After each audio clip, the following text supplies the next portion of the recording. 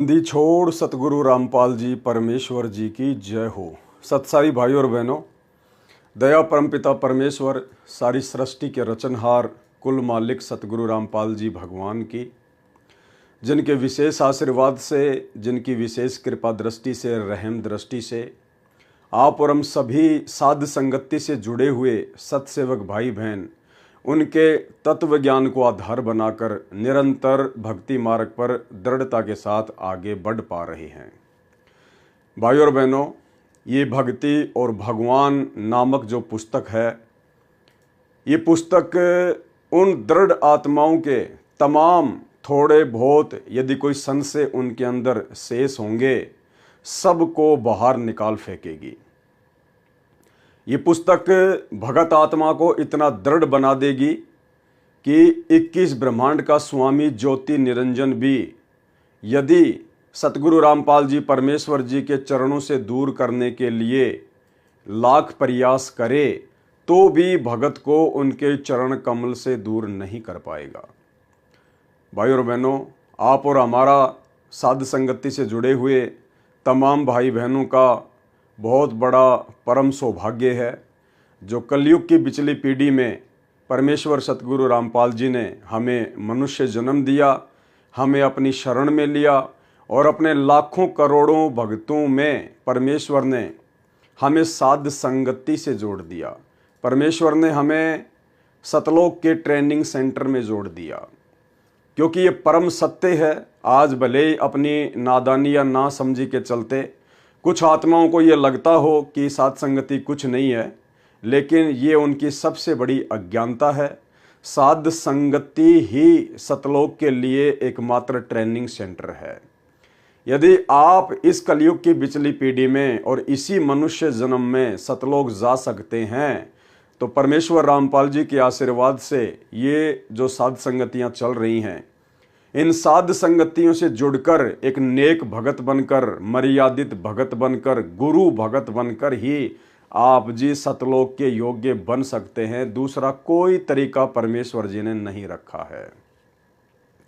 बाकी रही बात राग द्वेष और ईर्ष्या की, तो ये राग द्वेष और ईर्ष्या तो सतगुरु रामपाल जी परमेश्वर जी के साथ में भी सन 1994 से और उससे पहले भी, जब वे एक भगत की भूमिका में थे, आदरणीय रामदेवानंद जी को अपना मुंह बोला गुरु बनाकर भक्ति करते थे, उस समय भी सैकड़ों की संख्या में दुश्मन जो लोग संत रामपाल जी से राग द्वेष ईर्ष्या रखते थे।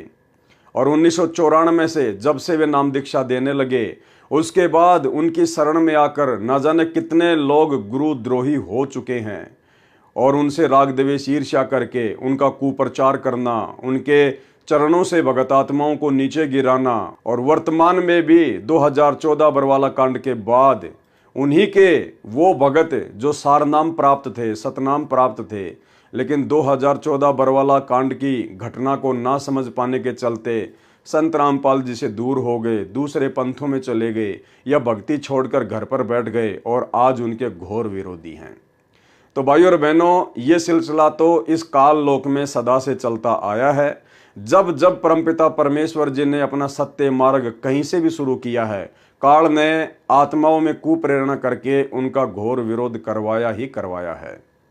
और जब सतगुरु रामपाल जी परमेश्वर अपनी सत आत्माओं में सत्य प्रेरणा करके अपने सत मार्ग को आगे बढ़ाएंगे, जैसे वर्तमान में साध संगति के माध्यम से बढ़ा रहे हैं, तो काल कैसे चुप बैठने वाला है। अब काल स्वयं तो विरोध करने के लिए आता नहीं, क्योंकि वो तो किसी के सामने प्रकट होता नहीं, इसलिए वो उन भक्तों के अंदर कुप्रेरणा करेगा जिन भक्तों के अंदर राग द्वेष ईर्ष्या और मान बढ़ाई का रोग लगा हुआ है। तो उन आत्माओं के अंदर कुप्रेरणा करके अपने भगत भाइयों का विरोध करवाएगा और परमेश्वर के सतमार्ग को झूठा साबित करने का कुप्रयास भी करवाएगा। तो भाइयों और बहनों, ये पुस्तक भक्ति और भगवान कोई सामान्य पुस्तक नहीं है। इन पुस्तकों को भगत समाज ने नहीं पढ़ा, नहीं पढ़ता था, इसीलिए परमपिता परमेश्वर जी ने इस 2 कोड़ी के तुच्छ जीव पवन दास को खड़ा किया, निमित्त बनाया, ताकि मैं भी इस पुस्तक को पढ़ूं और आप भाई बहनों को भी इस पुस्तक को पढ़ाऊं। और जो जो गूढ़ रहस्य परमपिता परमेश्वर जी ने इस पुस्तक में छुपा रखे हैं, यानी बहुत सारी भक्ति मार्ग की ऐसी गूढ़ बातें होती हैं जो सतगुरु रामपाल जी परमेश्वर जी अपने सत्संगों में नहीं कह पाते हैं, वो बातें परमेश्वर फिर पुस्तकों में लिख देते हैं। और इसीलिए गुरुदेव भगवान विशेषकर कई बार सत्संगों में जोर देते हैं कि बच्चों, आप पुस्तकें ले जाते हो लेकिन आप पुस्तकों को पढ़ते नहीं हो, आपको पुस्तकें पढ़नी चाहिए। तो परमेश्वर ने दास को निमित्त बनाया, दास को खड़ा किया, और इस पुस्तक के अंदर बहुत सारे गूढ़ रहस्य हैं, बहुत सारे भक्ति मार्ग के राज हैं जो अभी तक संगत नहीं जानती है। परमेश्वर जी ने दया बख्शी दास के ऊपर, और अब इस दास के माध्यम से परमेश्वर भगत समाज तक उन गूढ़ रहस्यों को, उन भक्ति मार्ग के विशेष संदेशों को पहुंचाएंगे। भाइयों और बहनों, परमात्मा चाहते हैं कि सतलोक जाने के मार्ग में ये काल कहाँ कहाँ भगत आत्माओं को तोड़ेगा, कहाँ कहाँ ये आत्माओं के अंदर कुप्रेरणा करके उनको भक्ति मर्यादाओं से नीचे गिराएगा कि ये आत्मा त्रिकुटी तक भी ना पहुंच जाए। आगे की यात्रा तो बहुत दूर की बात है, कहीं ये आत्मा इन कमलों से पार होकर त्रिकुटी तक ना पहुंच जाए, क्योंकि त्रिकुटी पर तो फिर इसे परमात्मा मिल जाएगा, सतगुरु भगवान मिल जाएगा, फिर तो इसे कोई चिंता नहीं, किसी प्रकार की कोई दिक्कत नहीं।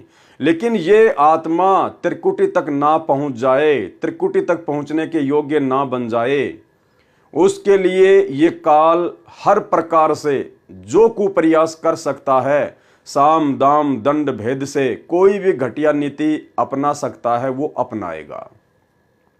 और सतगुरु रामपाल जी भगवान भी यही चाहते हैं कि मैं अपने तत्व ज्ञान से, आध्यात्मिक ज्ञान से अपनी आत्माओं को इस कदर भक्ति के रंग में रंग दूं, अगर 21 ब्रह्मांड का स्वामी ज्योति निरंजन भी धरती पर उतर कर आए तो मेरी आत्माओं को भ्रमित ना कर पाए। और ये विशेष दया, ये परम सौभाग्य परमेश्वर ने अपने सत्सेवक बच्चों के ऊपर बख्शा है, जो पिछले 8-9 वर्षों से लगातार साध संगति से जुड़कर भक्ति मार्ग के गूढ़ रहस्यों को समझते जा रहे हैं। भाइयों और बहनों, इस पुस्तक भक्ति और भगवान का एक पार्ट जो कि भूमिका के अंतर्गत था, आप जी देख चुके हैं, बहुत सारी बातें आपको समझ में आ गई होंगी। अब ये इस पुस्तक भक्ति और भगवान का दूसरा पार्ट है। और भाइयों और बहनों, परमात्मा इस पार्ट में हमें समझाएंगे कि गुरुद्रोही कौन होता है, गुरुद्रोही की क्या परिभाषा होती है, गुरुद्रोही के क्या लक्षण होते हैं, और कब और कैसे सतगुरु अपने भगत को गुरुद्रोही घोषित करता है। 650 साल पहले परमात्मा ने एक वैश्या को, जो पहले वैश्या कर्म करती थी, गणिका कर्म करती थी, जब उस बहन को ज्ञान हुआ, सत्संग सुना, तो उसने परमेश्वर जी से उपदेश ले लिया। वो भगतमती बन गई, परमेश्वर की शिष्या बन गई। लेकिन संगत अभी भी उसे वैश्या ही मान रही थी, उसे गणिका ही मान रही थी, उससे राग द्वेष ईर्ष्या करती थी, लड़ती थी, झगड़ती थी, भला बुरा कहती थी कि आश्रम में मत आया कर, तू गुरुजी को बदनाम करवाएगी। और फिर परमेश्वर ने उसी गणिका बहन को निमित्त बनाकर, जिस गणिका को हे दृष्टि से देखा जाता था, उसी को खड़ा करके, उसी को निमित्त बनाकर परमेश्वर ने उन 64 लाख भगतों की परीक्षा ली, और 64 के 64 लाख भगत फैल हो गए। उस गणिका बहन को तो परमेश्वर जी ने स्वर्ग में बैठा दिया, चमरा जुल्हा तर गए और छिपा नाई रे, गणिका चढ़ी विमान में सुरगापुर धाई रे। और बाकी जो 64 लाख अपने आप को डेढ़ सियाणे समझ रहे थे, परमेश्वर ने उनको बार बार माँ के गर्भ में जन्म दिया, उनको माँ के गर्भ में नरक कुंड भोगने के लिए बाध्य किया। तो भाइयों और बहनों, ठीक इसी प्रकार परमात्मा आज धरती पर है, और वही परमात्मा कबीर साहिब है, तो परीक्षा भी वही होंगी, लीला भी वही होंगी। थोड़ा बहुत जो प्रारूप है वो अवश्य बदल जाएगा। अब ऐसा नहीं है कि वर्तमान में भी परमात्मा कोई हाथी किराए पर लेंगे और किसी को हाथी पर बैठा कर फिर भक्तों की परीक्षा लेंगे। वो समय कुछ और था, आज समय कुछ और है। देश काल और परिस्थितियों के अनुसार परमात्मा अपने भक्तों की समय समय पर परीक्षा लेते हैं। वर्तमान जो समय है भक्तों की परीक्षा का, जितने भी भगत परमेश्वर ने सन 1994 से लेकर 2014 तक इकट्ठे किए, उन भक्तों की परीक्षा सन 2014 बरवाला कांड से लेकर वर्तमान समय तक निरंतर जारी है। और सौभाग्य है मुझ पवन दास का, जो परमेश्वर ने उन तमाम लाखों भक्तों की परीक्षा के लिए मुझ 2 कोड़ी के नीच तुच्छ प्राणी पवन दास को निमित्त बनाया। क्यों? क्योंकि संगत एक गुरुद्रोही की परिभाषा नहीं समझ पाई। 30 वर्षों से सतगुरु के सत्संग सुनकर संगत गुरुद्रोही किसे कहते हैं, गुरुद्रोही के लक्षण क्या होते हैं, गुरुद्रोही के कर्म क्या होते हैं, संगत नहीं समझ पाई। तो भाइयों और बहनों, ये भक्तों की परीक्षा थी 2014 बरवाला कांड के बाद से। और क्यों परमेश्वर ने मुझ 2 कोड़ी के तुच्छ प्राणी पर इतनी बड़ी मेहर की, दया की? परमेश्वर जी ने सतलोक आश्रम मैनेजमेंट हरियाणा के कहने पर, अपने कलयुगी बेटा बेटी भाई बंधु रिश्तेदारों के कहने पर, उनकी शिकायतों पर क्यों मुझ पवन दास को अपनी ऑडियो में, वीडियो में गुरुद्रोही घोषित किया? इसके पीछे बहुत सारे गहरे रहस्य हैं, राज हैं। आने वाले समय में ये घटनाएं इतिहास बनेंगी। आने वाले हजारों वर्षों तक जो सतगुरु रामपाल जी परमेश्वर जी का ये सतज्ञान धरती पर चलेगा। आने वाली आत्माएं इस पवन दास को आधार बनाकर, इस पवन दास के ऊपर परमेश्वर ने जो एक फिल्म बना दी है गुरुद्रोही वाली, इस गुरुद्रोही वाली फिल्म को देखकर आने वाली आत्माएं भक्ति मार्ग पर सावधान होंगी। तो भाइयों और बहनों, 2014 बरवाला कांड के उपरांत इतने वर्षों के बाद अब गुरुद्रोही शब्द की क्या परिभाषा है, गुरुद्रोही के क्या लक्षण होते हैं, गुरुद्रोही कौन होता है, ये पवन दास गुरुद्रोही है या गुरुमुखी है, ये बात भी परमात्मा इस लाखों की संगत तक इस पवन दास को निमित्त बनाकर ही संदेशा भिजवाएंगे। इस वीडियो के माध्यम से, भक्ति और भगवान पुस्तक के माध्यम से। आज ये दूसरे नंबर का वीडियो उसी टॉपिक पर है कि आज से पहले कितने लोग गुरुद्रोही हो चुके हैं, उन लोगों में क्या क्या लक्षण थे जिससे उनको गुरुद्रोही कहा जा सकता है, और क्यों सतगुरु रामपाल जी परमेश्वर जी ने उनको गुरुद्रोही घोषित किया। भाई और बहनों, बाकी बातें हम इस वीडियो के लास्ट में करेंगे। उससे पहले हमने आज ये समझना पड़ेगा, इस पुस्तक के माध्यम से सतगुरु रामपाल जी परमेश्वर जी हमें समझाना चाह रहे हैं कि भाई गुरुद्रोही की परिभाषा क्या होती है, गुरुद्रोही के क्या लक्षण होते हैं। और तुम नादान संगत वालों ने बिना सोचे समझे किसी के भी कहने से तुमने किसको गुरुद्रोही मान लिया, और असल में संगत में गुरुद्रोही वाले कर्म कौन कर रहा है।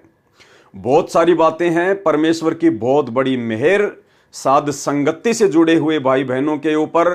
परमात्मा कोई भी कमी अपने भक्ति मार्ग में अपने भक्तों के लिए नहीं छोड़ेंगे, ताकि इसी जन्म में हम भगत आत्माएं निर्बाध रूप से निसंशय होकर सतलोक को प्रस्थान कर जाएं। तो भाई और बहनों, पुस्तक आपके सामने है, भक्ति और भगवान, और ये दूसरा वीडियो बनने जा रहा है। ये इसकी विषय सूची है, शंका समाधान, गुरुद्रोही की गति। 1 नंबर पर है भगत संजय उर्फ कृष्णदास गुरुद्रोही का पोल खाता। तो आज हम 1 नंबर पॉइंट से शुरू करेंगे कि परमेश्वर हमें गुरुद्रोही के विषय में क्या बताना चाहते हैं, क्या समझाना चाहते हैं, जिसको संगत 2014 बरवाला कांड के बाद से समझ नहीं पाई।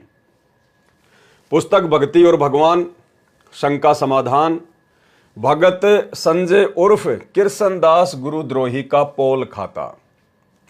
किसी ने सवाल किया सतगुरु रामपाल जी परमेश्वर जी से, एक कृष्णदास नाम का लगभग 30 वर्ष का व्यक्ति अंबाला के पास कलाल्टी गांव में किसी पुराने गरीबदास मंदिर आश्रम में रहता है।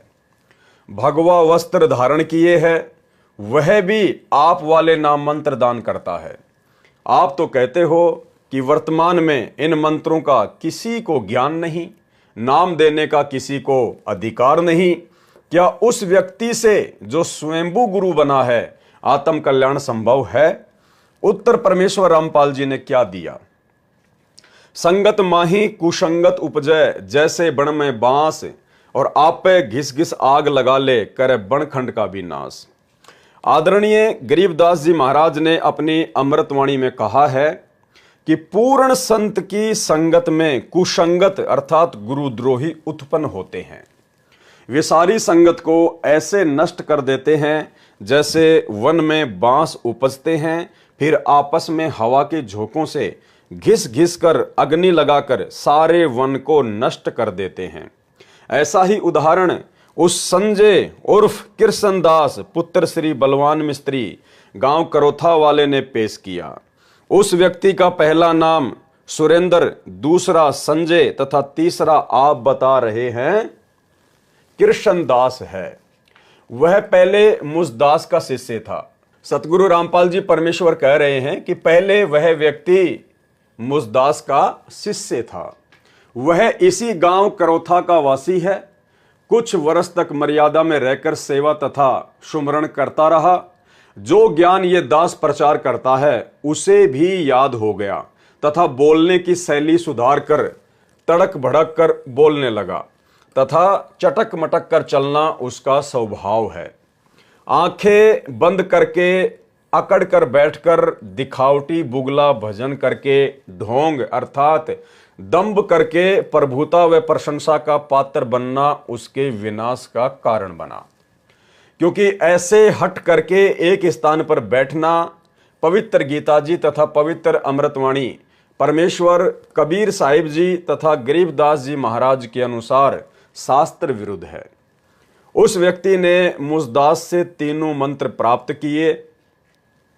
चापलूसी करना तथा कपट युक्त बातें करना उसकी आम बात है। वह चातुर प्राणी है तथा महिमा का भूखा है।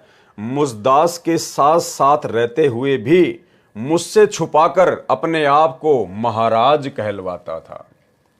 यानी सतगुरु रामपाल जी परमेश्वर जी ने जिस संजय नाम के व्यक्ति को सन 2000 के आसपास गुरुद्रोही घोषित किया, जो वर्तमान में हरियाणा के अंबाड़ा के पास में कलाल्टी गांव में एक गरीबदासी आश्रम में संत बनकर रह रहा है, परमेश्वर ने क्या लक्षण बताया कि वो क्यों गुरुद्रोही हुआ। परमेश्वर क्या कह रहे हैं कि मुझसे छुपाकर अपने आप को महाराज कहलवाता था। तो भाइयों और बहनों, आपने ये लक्षण क्या मुझ पवनदास में देखा? क्या मैं पवनदास कभी अपने आप को महाराज कहलवाता हूं? यदि कोई भगत मुझे जहां जहां साथ संगतियां होती हैं या फोन पर बातें होती हैं, यदि कोई भगत मुझे विशेष मान या सम्मान भी देने का प्रयास करता है, तो ये दास पवनदास परमेश्वर के ज्ञान आधार से अपने आप को सुरक्षित रखते हुए और उस भाई को समझाते हुए सारी संगत के सामने उसी समय उसको टोक देता है कि भाई आज के बाद ऐसी गलती ना करना। हम सबका सरदार, हम सबका भगवान, हम सबका महाराज, हम सबका बाप, हम सबका कैप्टन केवल एक ही है, सतगुरु रामपाल जी परमेश्वर। बाकी हम जितने भी भगत भाई बहन हैं, हम सब जीव हैं, दो कोटि के प्राणी हैं। आप और हमारी कोई हैसियत नहीं है। भक्ति मार्ग में ना कोई जूनियर होता ना कोई सीनियर होता। परमेश्वर के लिए भगत चाहे काला हो, चाहे पीला हो, चाहे गोरा हो, चाहे लूला हो, चाहे लंगड़ा हो, चाहे अमीर हो, चाहे गरीब हो, कैसा भी हो, स्त्री हो या पुरुष हो, बच्चा हो, बूढ़ा हो, परमेश्वर सतगुरु रामपाल जी के रूप में सब समान दृष्टि से हैं। तो जो मान सम्मान आप जी अपनी अज्ञानतावश मुझ पवनदास को देना चाहते हो, आपने तमाम भगत भाई बहनों को एक दृष्टि से देखना है। यहां परमेश्वर के अलावा कोई मान सम्मान का पात्र नहीं है। इसलिए ऐसी गलती दोबारा ना करना, क्योंकि मुझ पवनदास को भी डर लगता है, भय लगता है। भाई मैं तो एक भगत हूं छोटा सा परमात्मा का, और भगत भी मैं तो सच्चा मुच्चा नहीं हूं, बनने का प्रयास कर रहा हूं गुरुदेव भगवान के आशीर्वाद से। मुझे तो अपना आत्म कल्याण करवाना है, या महाराज बनके या कोई संत बनके अगले जन्म में गधा बनके यहीं पे नहीं डोलना मुझे। इसलिए दास भी डरता है और भाई बहनों को भी साथ संगति के माध्यम से सावधान करता है कि खबरदार, अगर आज के बाद अपने गुरुदेव भगवान के अलावा किसी को भी विशेष सम्मान के योग्य समझा तो अन्यथा परमेश्वर तुरंत अपने चरणों से नीचे गिरा देंगे। तो आप भाई बहनों ने सन 2014 बरवाला कांड के बाद जब से मुझ दास को गुरुद्रोही घोषित करवाया गया है, जबरन जबरदस्ती, आपने कभी भी, मेरे हजारों की संख्या में वीडियो हैं, और सन 2015 के लास्ट से वर्तमान 2024 तक ये दास संगत में एक्टिव रहा है। आप सभी भाई बहनों के लिए वीडियो बनाता हूं, परमेश्वर के भक्ति मार्ग से आपको परिचित करवाता हूं। और जितने भी काल प्रेरित लोग हैं, सतलोक आश्रम मैनेजमेंट हरियाणा, गुरुदेव का कलयुगी परिवार, ये कोऑर्डिनेटर जो बहुत अच्छे भगत बनकर और संगत में परमेश्वर के ज्ञान और विधान के विपरीत आपसे कुकर्म करवाते हैं, आप लोगों को जगाता हूं, सावधान करता हूं, ताकि आपकी मर्यादा बचे, आपकी भक्ति बचे। तो आपने पिछले 9-10 वर्षों में मुझ दास के मुख से कभी भी नहीं सुना होगा कि भाई आप मुझे संत कहिए, आप मुझे छोटा महाराज कहिए, आप मुझे भगवान कहिए, या हमने कोई आश्रम खोलना है, या हमने कोई संत की पदवी प्राप्त करनी है। आपको इस प्रकार की कोई भी घटिया बातें जो एक गुरुद्रोही व्यक्ति में होती हैं, आपको कहीं भी नजर नहीं आएंगी। तो जो कृष्ण दास था, जिसको गुरुदेव भगवान ने गुरुद्रोही घोषित किया, उसका सबसे पहला जो गलत कार्य था, क्या था? मुझसे छुपाकर अपने आप को महाराज कहलवाता था। सतगुरु रामपाल जी परमेश्वर कह रहे हैं कि मुझसे छुप छुपाकर संगत में अपने आप को महाराज कहलवाता था तथा आशीर्वाद देता था। भाई और बहनों, गुरुद्रोही के लक्षण होते हैं ये कि वो अपने गुरुदेव से छुप छुपा के और संत बनने की चाहत में लोगों को आशीर्वाद देता है। लेकिन आपने पिछले 10 वर्षों में मुझ पवन दास के अंदर ऐसा किसी भी प्रकार का कोई भी घटिया कर्म नहीं देखा होगा। ये दास तो सौपन में सोच भी नहीं सकता। मैं तो अपने गुरुदेव भगवान के आशीर्वाद का प्यासा हूं। मैं दो कुंडी का जीव, मूर्ख प्राणी, जड़मती प्राणी, मेरी क्या औकात मैं किसी को आशीर्वाद दे सकूं, मेरी क्या हैसियत। तो भाई और बहनों, ये घटिया कर्म ना दास ने कभी किया और ना कभी दास ने सौपन में सोचा, और ना दास ऐसा कभी सोच सकता है। तो जिस व्यक्ति को गुरुदेव ने गुरुद्रोही घोषित किया, उसमें दूसरा लक्षण क्या था? वो व्यक्ति आशीर्वाद भी देता था भगत समाज को। क्योंकि सतगुरु रामपाल जी परमेश्वर जी ने सन 1994 में अपने भक्ति मार्ग की शुरुआत की थी। भाई और बहनों, उस समय परमेश्वर इतने सारे प्रमाण जो वर्तमान में उन्होंने दिखा दिए हैं, हमारी आत्मा को दृढ़ कर दिया है। गीता, वेद, कुरान, पुराण, बाइबल, अन्य संत महात्माओं की पुस्तकें, उनके सत्संगों में उनके विचार कि अध्यात्म से उनकी बातें कितनी मेल खाती हैं, सत्य क्या है। उसके बावजूद आदरणीय गरीबदास जी का सूक्ष्म वेद और कबीर सागर, यानी परमेश्वर ने वर्तमान में तो कोई कमी नहीं छोड़ी है।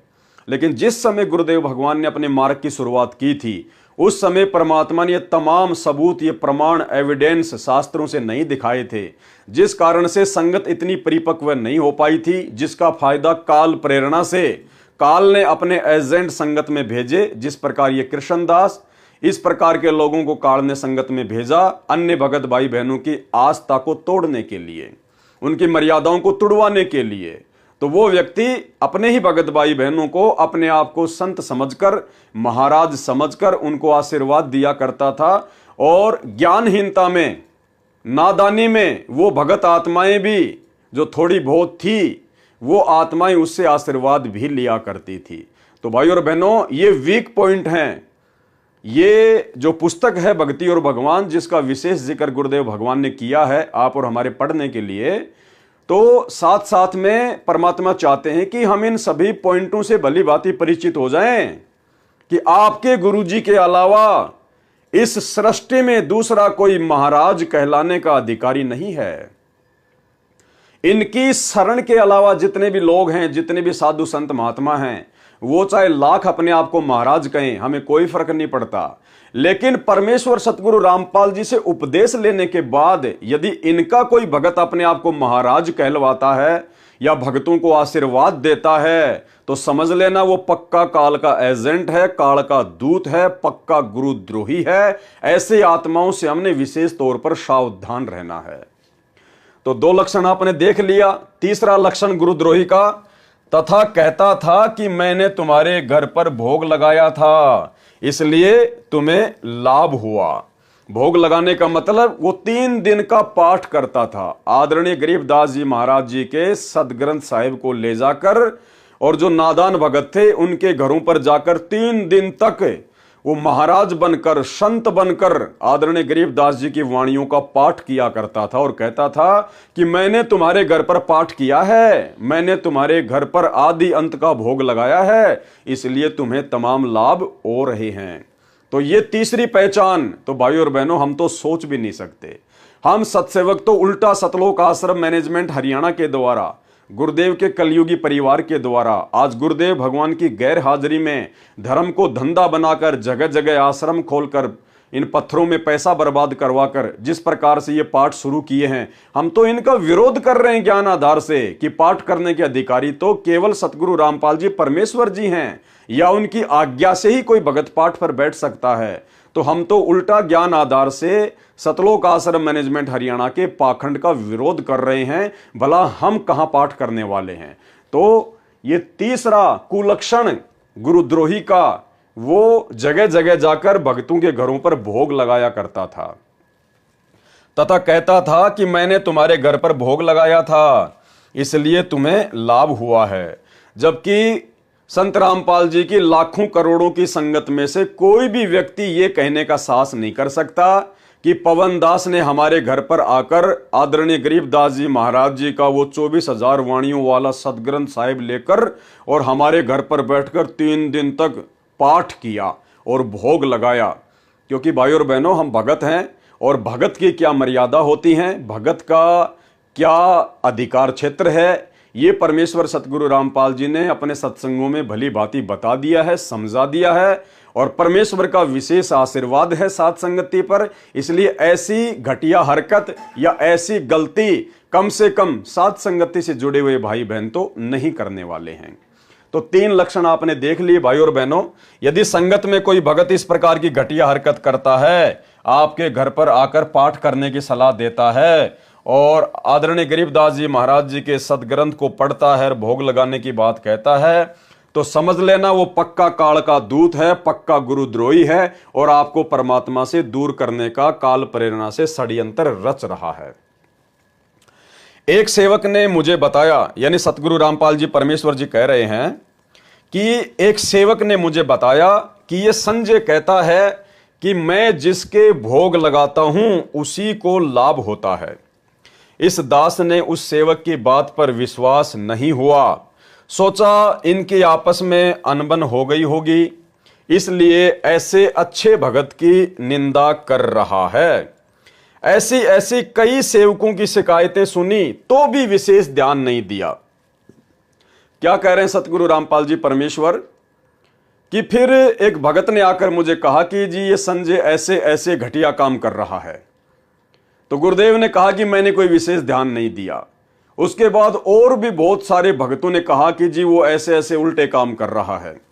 तो गुरुदेव कह रहे हैं तो भी मैंने कोई विशेष ध्यान नहीं दिया कि हो सकता है आपस में भक्तों की अनबन होगी और एक दूसरे की निंदा चुगली कर रहे होंगे। भाई और बहनों, ये जो वीडियो बनने जा रहा है और जब ये गुरुद्रोही वाली बात पूरी हो जाएगी, अंत में चाहे 1 वीडियो बने या 2 वीडियो बने, तब आप भाई बहनों की आंखें खुल जाएंगी पूरी तरह से कि हां वास्तव में गुरुद्रोही क्या होता है और मुझ पवन दास को कैसे सतलोक आश्रम मैनेजमेंट हरियाणा के मात्र एक बार ही कहने से, केवल पहली शिकायत में ही, और वो भी झूठी शिकायत है। क्योंकि बरवाला कांड के बाद हम सत्सेवकों ने देखा कि गुरुजी का परिवार काल प्रेरित होकर और धर्म को धंधा बनाकर और भगत समाज को गुरुदेव के सत्संगों के विरुद्ध चला रहा है, गुरुदेव की आज्ञाओं के विरुद्ध कुकर्म करवा रहा है। तो हमने इन लोगों का विरोध करना शुरू किया, जो कि एक सच्चे भगत का प्रथम लक्षण है।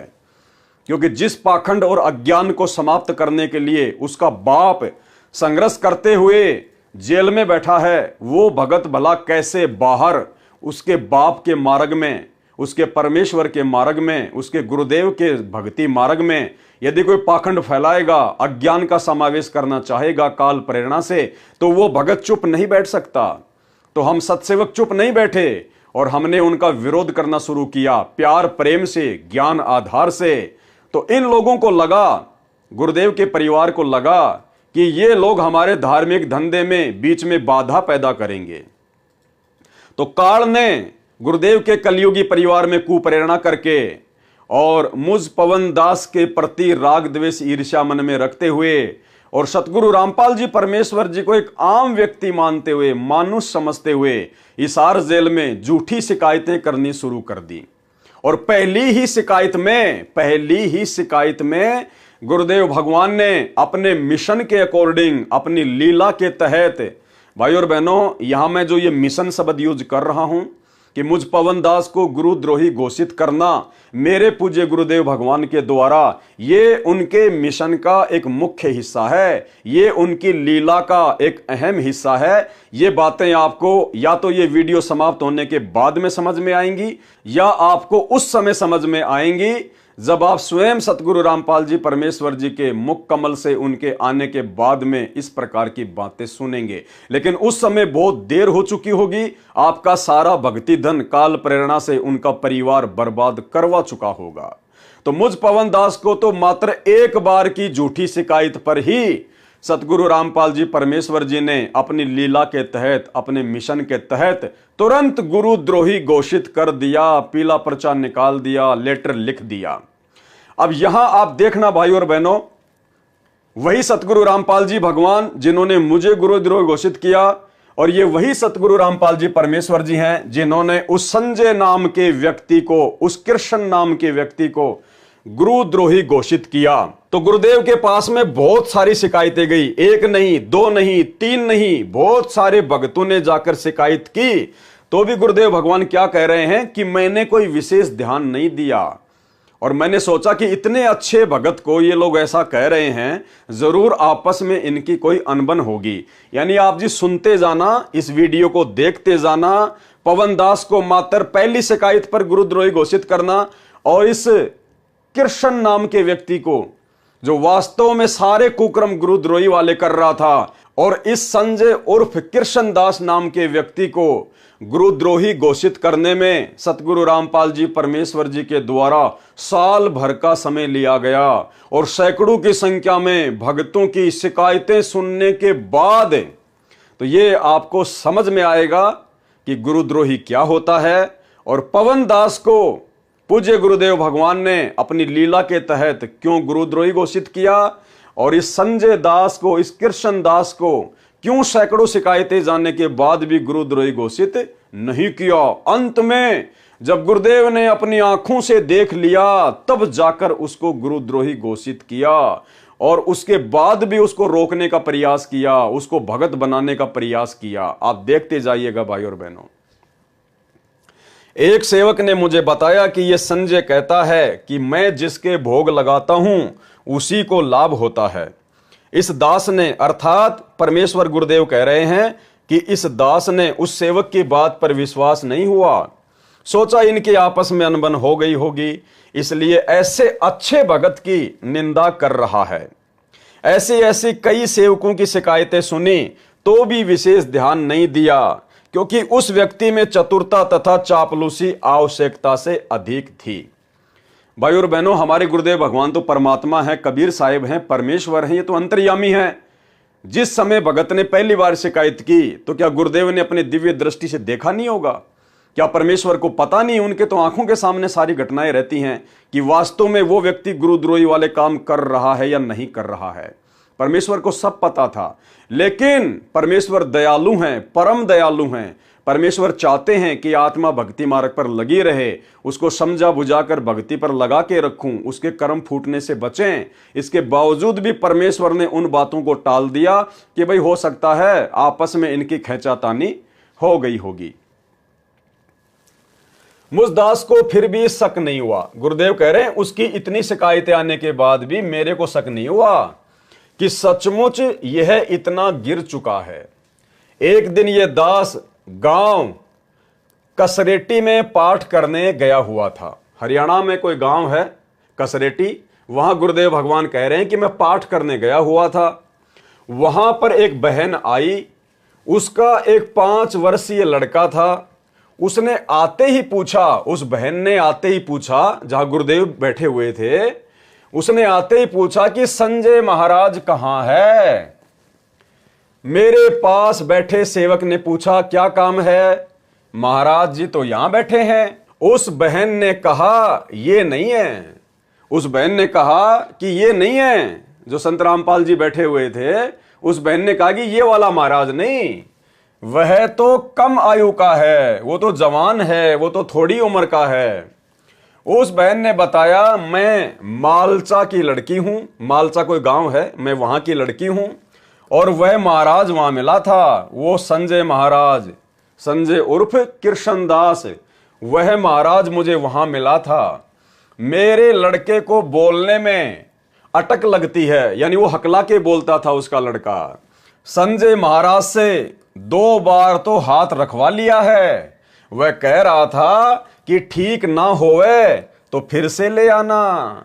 यानी उस कृष्णदास उर्फ संजय ने उसके बेटे के सिर पर 2 बार हाथ रखा, आशीर्वाद दिया कि अब तेरा बच्चा अटक अटक के नहीं बोलेगा। वह कह रहा था कि ठीक न होवे तो फिर से ले आना, बच्चे पर आशीर्वाद का हाथ रखवाना है। वो बहन क्या बोली कि जल्दी से बताओ महाराज कहां हैं, जबकि गुरुजी भी वहीं बैठे हुए थे।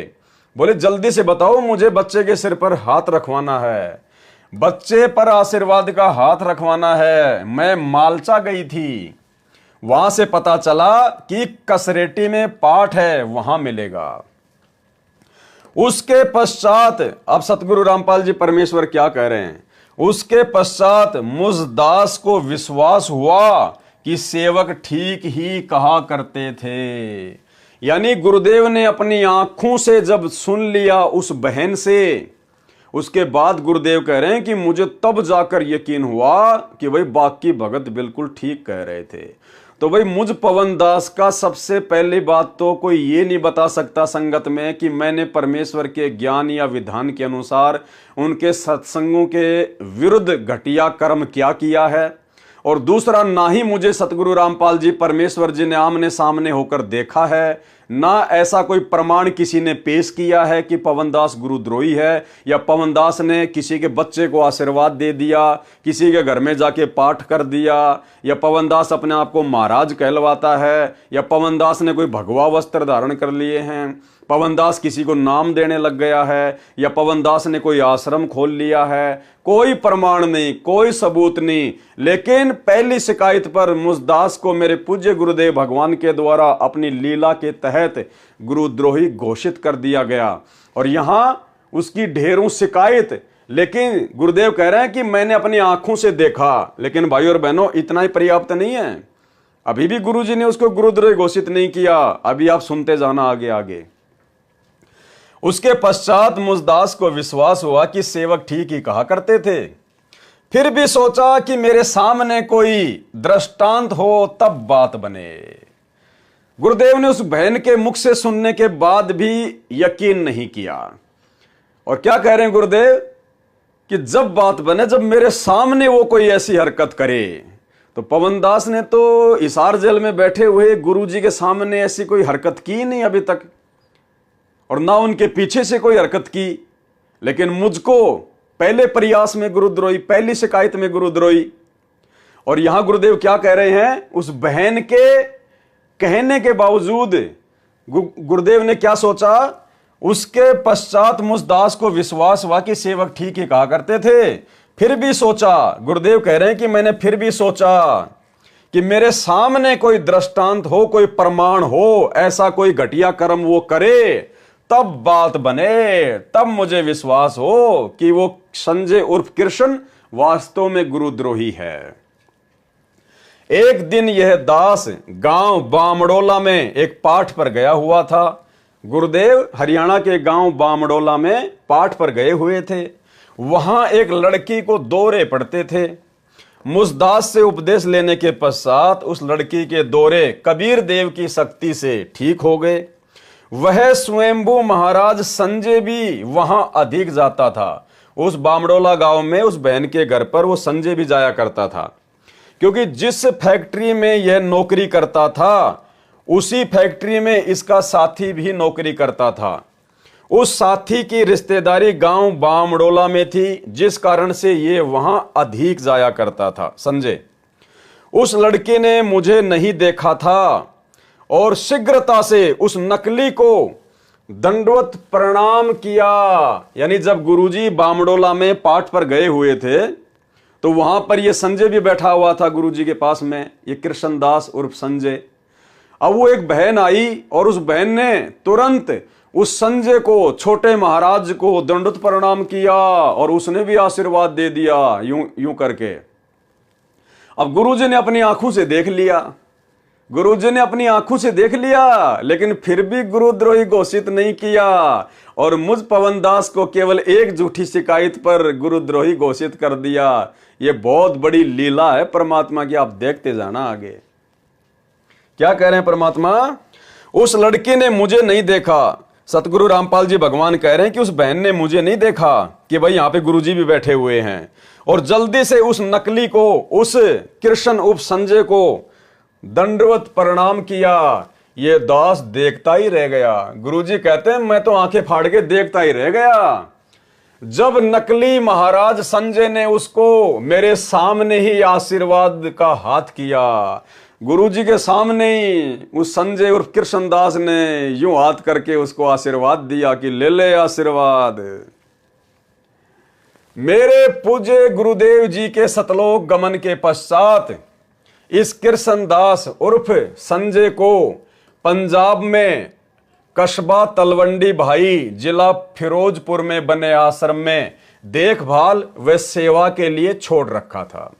गुरुदेव भगवान कह रहे हैं कि मेरे गुरुदेव के सतलोक जाने के बाद, यानी दादा गुरुदेव के सतलोक जाने के बाद, सतगुरु रामपाल जी परमेश्वर जी ने इस कृष्ण उर्फ संजय को उस आश्रम में जहां पे दादा गुरुजी रहते थे वहां पर देखभाल के लिए, छोटी मोटी सेवाओं के लिए छोड़ रखा था। वहां भी स्वयंभू महाराज बन बैठा, उस आश्रम में भी वो स्वयंभू महाराज बन बैठा। मुझ दास द्वारा भरी कैसेटों को सुनकर स्वयं प्रचारक बन गया। वहां की सारी संगत इसे महाराज जी कहकर पुकारती थी। वहां की सारी संगत और उस कृष्णदास उर्फ संजय को महाराज जी कहकर पुकारती थी तथा दंडवत प्रणाम करती थी और ये उन्हें आशीर्वाद देता था। भाई मुझ पवनदास में तो ऐसा कोई लक्षण किसी ने देखा ही नहीं, बार बार बोलने की आवश्यकता भी नहीं है। तो सारे कुकर्म गुरुद्रोही वाले उसने शुरू कर रखे थे।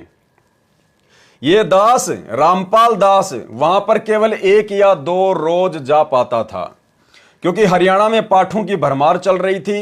2 साल के बाद मुझे पता चला, 2 साल के बाद भाई और बहनों, मुझे तो पहले दिन गुरुद्रोही, पहली शिकायत पे गुरुद्रोही, और यहां गुरुदेव के पास में बहुत सारी शिकायतें आ गई। गुरुजी ने अपनी आंखों से देख लिया कि भगत इसको दंडवत कर रहे हैं, ये भगतों को आशीर्वाद दे रहा है, और दादा गुरुजी के आश्रम में भी बैठकर अपने आप को महाराज कहलवाता है। और 2 साल बीत गई, 2 साल, लेकिन गुरुजी ने उसको गुरुद्रोही घोषित नहीं किया।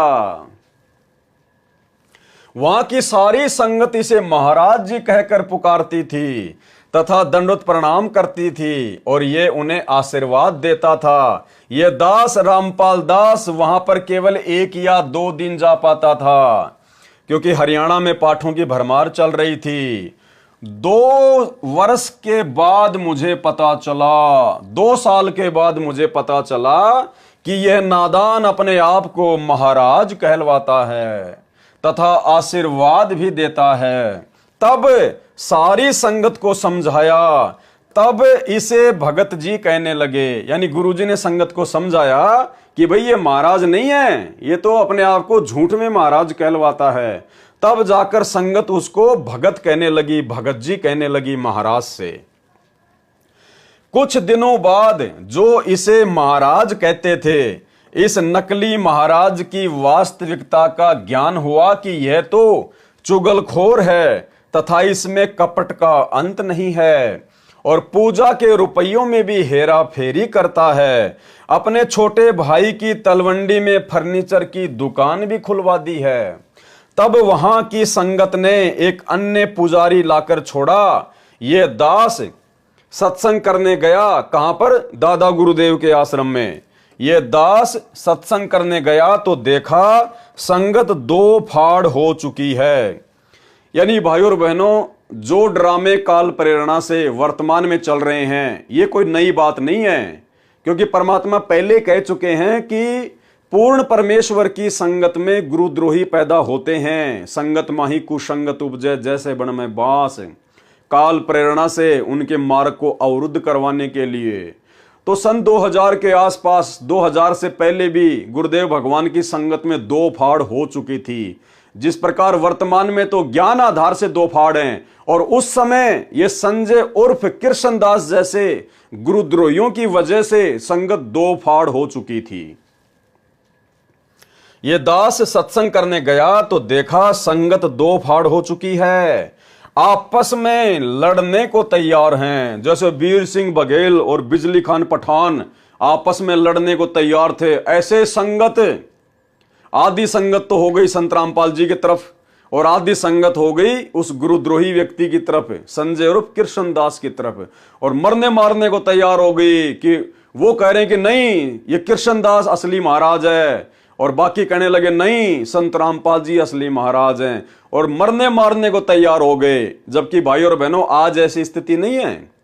उस समय तो लोग ज्ञान को नहीं समझ पाए थे, अज्ञानता में, और वर्तमान में तो परमेश्वर जी ने अपने मिशन के तहत ये जो परीक्षा का समय चल रहा है, और परमेश्वर ने ज्ञान आधार से जो दूसरा ग्रुप बनाया है साध संगतियां सत्सेवकों का, भाई और बहनों हम तो मार खाने वाले हैं, हम तो मुकदमे झेलने वाले हैं, हम तो जेल में जाने वाले हैं, हम किसी की तरफ तू करने वाले नहीं हैं। मारना पीटना गाली निकालना ये सारा का सारा ठेका तो काल प्रेरणा से सतलोक आश्रम मैनेजमेंट हरियाणा ने ले रखा है। हम सत्सेवक तो परमेश्वर के ज्ञान आधार से चल रहे हैं। उनके साथ इसी के सामने बातचीत की तो गुरुजी ने उस कृष्णदास के सामने ही और संगत को बैठाकर बातचीत की। तब उन्होंने इसकी ढेर सारी त्रुटियां बताई, तब संगत ने बहुत सारी उसकी त्रुटियां बताई। कुछ संगत इसकी समर्थक भी थी, लेकिन बहुत सारे लोग उस संजय उर्फ कृष्णदास गुरुद्रोही के समर्थन में थी, परंतु ज्यादातर इसके विरुद्ध थे।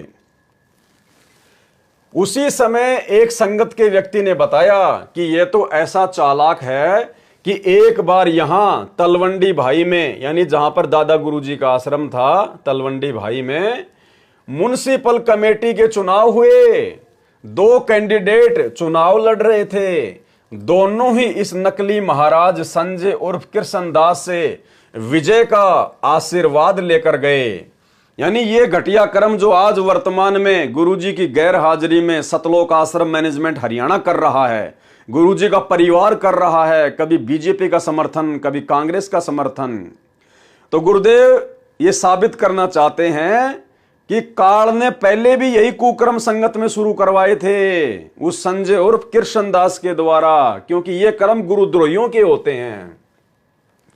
वो दोनों ही कैंडिडेट, दोनों ही उम्मीदवार इस नकली महाराज संजय उर्फ कृष्णदास से जीतने का आशीर्वाद लेकर गए, विजय का आशीर्वाद लेकर गए। दोनों ही, एक की विजय होनी ही थी, विजेता कैंडिडेट यानी जो जीत गया चुनाव में, म्युनिसिपैलिटी के चुनाव में, वो कैंडिडेट बैंड बजाता हुआ आश्रम में आया, इसके माला डाली तथा इसने कहा कि मेरा आशीर्वाद कभी खाली नहीं जाता। इसने दोनों को आशीर्वाद दे दिया। अब जो जीत गया वो बैंड बाजे बजा के और महाराज जी के पास में आया, संजय उर्फ कृष्णदास के गुरुद्रोही के, जिस समय यह संत रामपाल जी का भगत था। आते उसने संजय उर्फ कृष्णदास के गले में माला डाली कि महाराज जी आपके आशीर्वाद से मैं जीत गया, मेरी विजय हो गई। तब वहीं खड़े एक व्यक्ति ने कहा कि जो पराजित हुआ है, यानी जो कैंडिडेट हार गया, वह भी तो आपसे ही आशीर्वाद प्राप्त करके गया था। उस नकली महाराज कृष्णदास उर्फ संजय ने कहा कि जो पहले आता है उसी की विजय होती है, कि जो पहले आता है ना मेरा आशीर्वाद लेने, वो ही जीतता है। अब भाई और पवन दास ने तो किसी को आशीर्वाद नहीं दिया। पवन दास तो इस राजनीति के चक्कर से कोसों दूर है, और आप भाई बहनों को भी समझाता है कि राजनीति तो घटिया कर्म है। गुरुजी सत्संग में बताते हैं ये घटिया कर्म करने का ठेका तो गुरुजी के परिवार ने ले रखा है, सतलोक आश्रम वालों ने। हम तो राजनीति से कोसों दूर हैं। तो गुरुद्रोही का ये लक्षण है, लोगों को जीतने का आशीर्वाद देना, और फिर अपने गले में माला डलवाना, हम तो इस कर्मों से बहुत दूर हैं। क्या कहा उस संजय और कृष्णदास ने कि जो पहले आता है ना आशीर्वाद लेने, उसी की जीत होती है।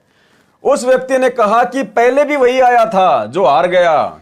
उसने कहा कि महाराज जी पहले भी बेचारा वही आया था जो हार गया। अपना सा मुंह बनाकर नकली महाराज नीचे को देखने लगा, फिर वो नीची गर्दन करके देखने लगा, कोई जवाब नहीं उसके पास। उपरोक्त वार्ता को सुनकर मुसदास को बहुत आश्चर्य हुआ। यानी भगत वहां गुरुजी को उसके काले कारनामे सुना रहे थे, जो कभी सौपन में भी नहीं सोचा था। गुरुजी कह रहे मैंने तो कभी सौपन में भी नहीं सोचा था कि यह आस्तीन का सांप है, यानी ये इतनी बड़ी गलती करेगा। उस दिन वहां एक फिरोजपुर के सेवक के पाठ का आश्रम में भोग इस दास ने लगाया। यानी संगत से इस प्रकार की बातें सुनने के बाद भी कि महाराज जी इसने चुनाव में खड़े हुए कैंडिडेटों को आशीर्वाद दिया, फिर वो जीता, यहाँ आश्रम में आया, इसके गले में माला डाली, बैंड बाजे बजाए, गुरुदेव ने फिर भी उसको गुरुद्रोही घोषित नहीं किया और मुझ पवन दास को पहली बार में झूठी शिकायत में गुरुद्रोही घोषित कर दिया। सुनते जाना। फिर क्या कह रहे हैं गुरुदेव भगवान कि ये सारी बातें सुनने के बाद में फिर हमारे को वहां पर एक पाठ के लिए जाना था फिरोजपुर में। उस दिन वहां एक फिरोजपुर के सेवक के पाठ का आश्रम में भोग इस दास ने लगाया। भोग के पश्चात उपस्थित संगत को रक्षा सूत्र बांधने के लिए इस नकली महाराज संजय और कृष्णदास को कहा। यानी उसके बारे में इतने कुक्रम सुनने के बाद, अपनी आंखों से देखने के बाद भी गुरुजी ने गुरुद्रोही नहीं कहा, बल्कि जब गुरुजी पाठ करने लगे तो संगत के हाथ पर रक्षा सूत्र बांधने की सेवा गुरुजी ने उल्टा उसी कृष्णदास को दे दी और मुझ पवन दास को पहली बार में गुरुद्रोही कर दिया। सुनते जाना भाई और बहनों, यह रक्षा सूत्र बांध रहा था। एक बहन अपने रिश्तेदार को कह रही थी कि जिसने ये पाठ करवाया है ये मेरे फूफा जी हैं, इनकी 65 लाख रुपए की उधार नहीं मिली, क्योंकि उस समय पंजाब में उग्रवाद का जोर था, जिस कारण से ये पागल हो गया था। 5-5 गोलियां नशे की खाता था, तब भी उसे नींद नहीं आती थी। डॉक्टर ने कहा था कि इसकी संभाल रखना, ये आत्महत्या भी कर सकता है। संत रामपाल जी महाराज से उपदेश लिया, उसके बाद बिना किसी दवाई के 10-10 घंटे सोने लगा।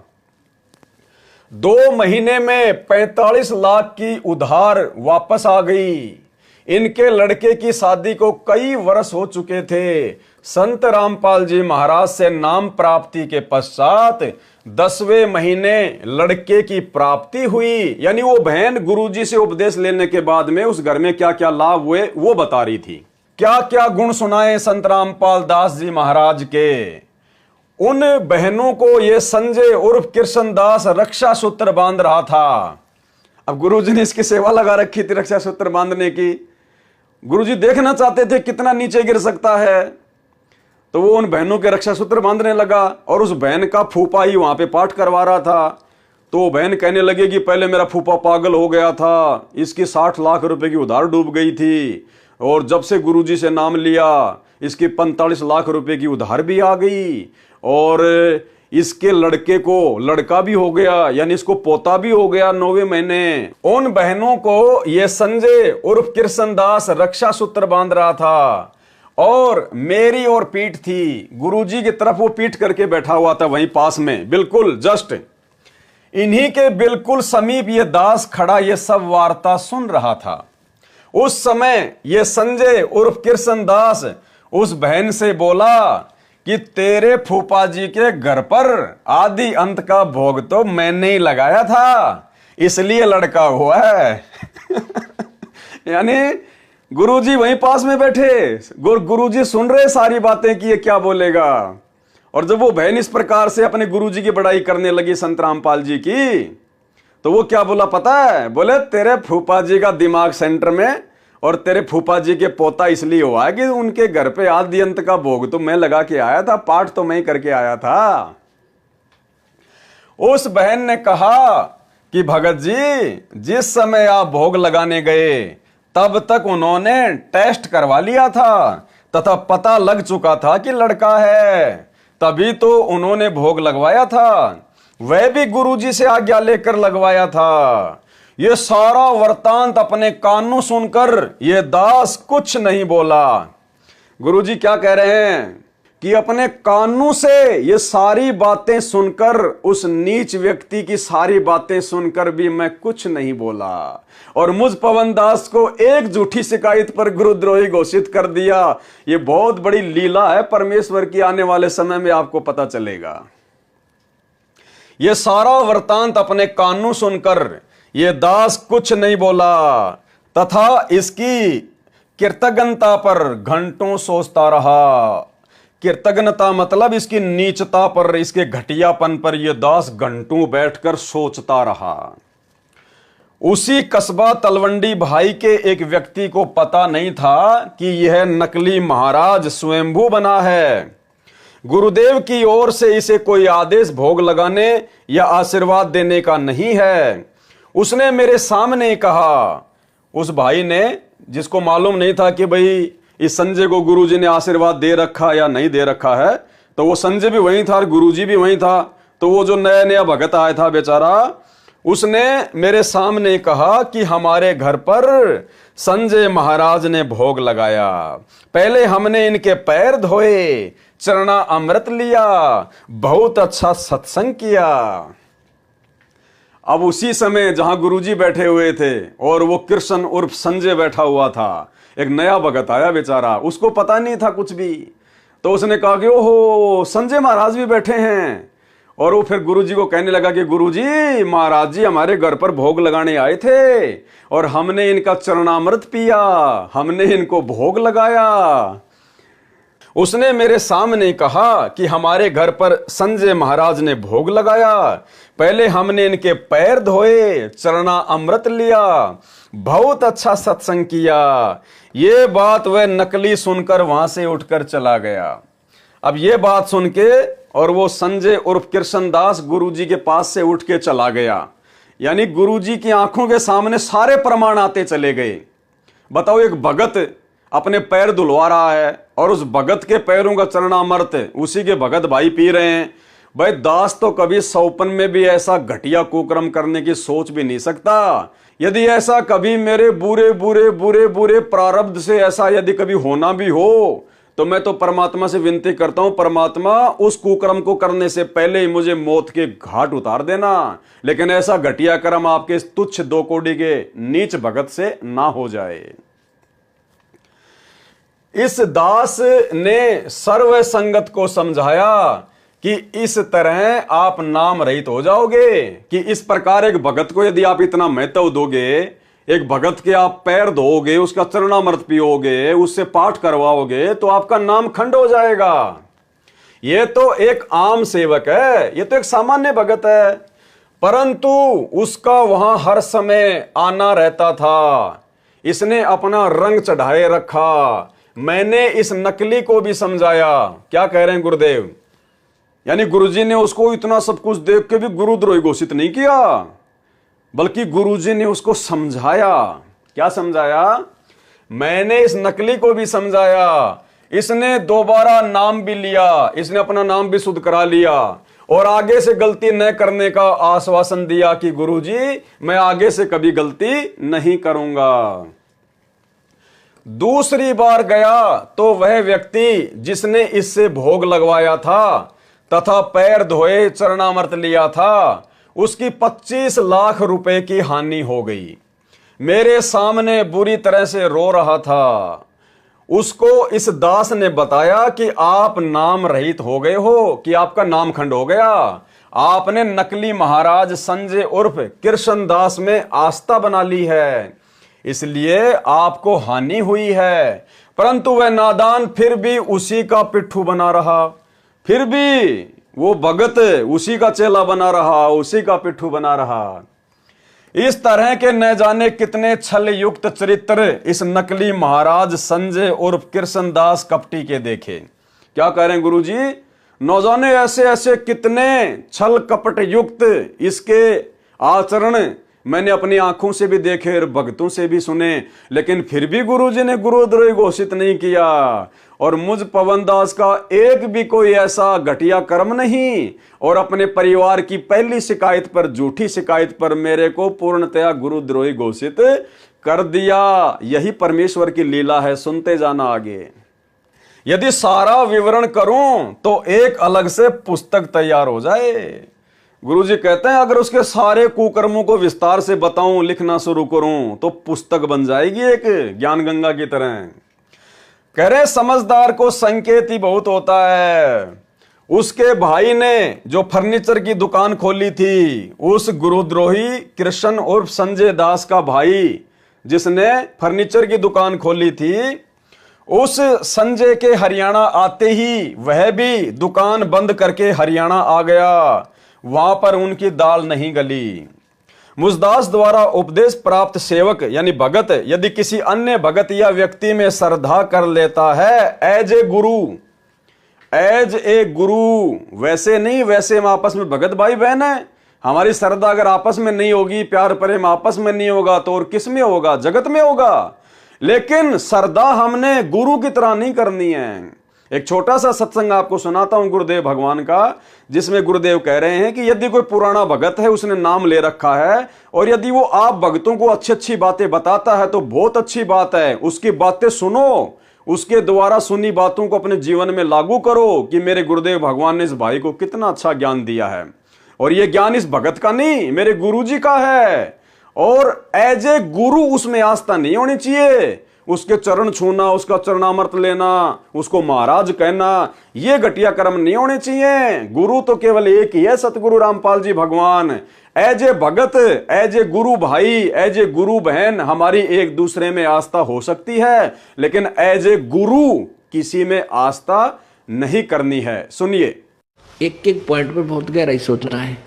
अब कोई भक्त ज्ञान सुना रहा है, बहुत अच्छी बात है, उसके द्वारा सुने ज्ञान पर अमल करे और उससे कहे भाई मुझे भी गुरुदेव के पास ले चलो, मेरा कल्याण करा दो। और आपने नाम ले रखा है और फिर कोई चर्चा चलती है, ऐसी कोई बात नहीं, फिर भी सुनो।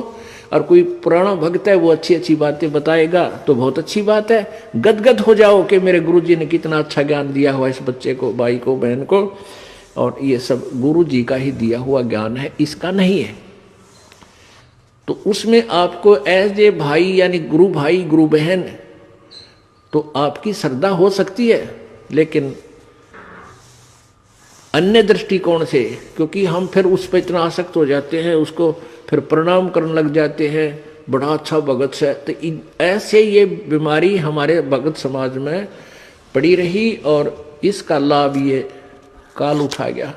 मुझदास द्वारा उपदेश प्राप्त सेवक यदि किसी अन्य भगत या व्यक्ति में श्रद्धा कर लेता है तो वह मर्यादाहीन हो जाता है, उसका नाम खंडित हो जाता है। यह प्रभु का नियम है। कबीर परमेश्वर कहते हैं, गुरु को तजे भजे जो आना और तापसुआ को फोकट ज्ञाना। यानी अपने गुरु जी को छोड़कर यदि किसी दूसरे में भगत आस्था करता है एज ए गुरु और भक्ति विरुद्ध कर्म करता है, तो परमात्मा कहते हैं वो तो पशु के समान है, जानवर के समान है। गुरु को तजे भजे जो आना, ता पशुओं को फोकट ज्ञाना। भावार्थ है कि जो भगत अपने गुरु को त्याग कर अन्य में श्रद्धा करता है, तो उस मूर्ख को कोई ज्ञान नहीं है, क्योंकि यही दंड हम वर्तमान में काल लोक में भोग रहे हैं। हम सभी आत्माएं जो काल के 21 ब्रह्मांड में बंद हैं, पहले सतलोक में आनंद से अपने स्वामी कबीर देव के पास रह रहे थे। किसके पास? अपने स्वामी कबीर देव सतगुरु रामपाल जी भगवान के पास रह रहे थे।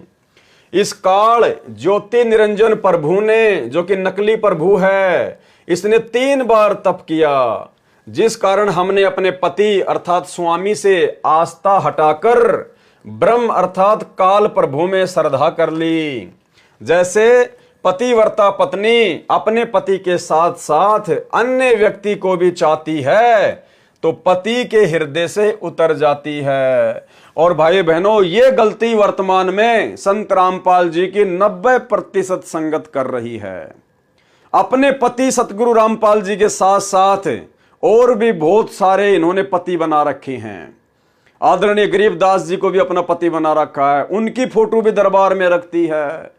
दादा गुरु जी की फोटो भी दरबार में रखती, अपना पति बना रखा है। वो दाढ़ी मूंछ वाले कबीर जी की नकली फोटो को भी अपना पति मानती है, उसको भी दरबार में रखते हैं। पंडित चित्तानंद जी को भी अपना पति मानकर उनकी फोटो दरबार में रखते हैं, उन सब के आगे दंडवत प्रणाम करते हैं। यानी जो कर्म अपने पति के साथ करने चाहिए, वो कर्म यदि आत्मा किसी अन्य के साथ करती है तो वो वैश्या है, वैश्या। तो भाई जो सम्मान, जो पूजा एकमात्र अपने पति सतगुरु रामपाल जी भगवान की करनी चाहिए अध्यात्म में, अरे हम तो इनके अलावा 4 की भी कर रहे हैं।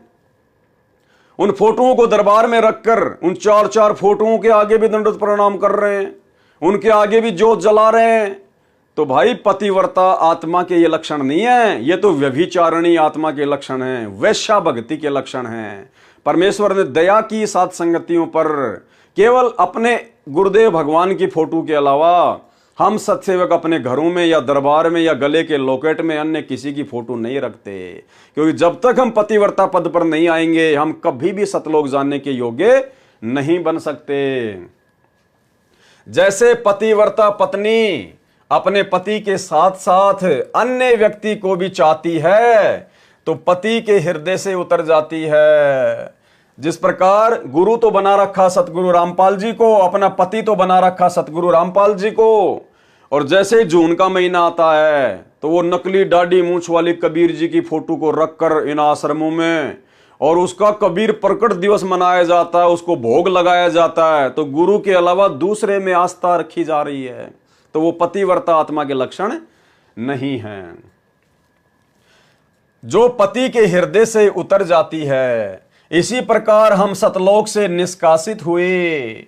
जो पूर्ण गुरु का शिष्य किसी अन्य भगत की किसी भी क्रिया से, प्रवचन शैली से प्रभावित होकर उसके द्वारा दिए दान की अधिकता को देखकर, उसके द्वारा भक्ति करने का दंभ अर्थात पाखंड करने को देखकर प्रशंसक होता है, प्रभावित होकर उसमें श्रद्धा करता है, वह गुरु भर्ता पद से गिर जाता है, वो पतिव्रता पद से गिर जाता है। तो ये गलती हम भक्तों ने नहीं करनी है तथा नाम रहित हो जाता है।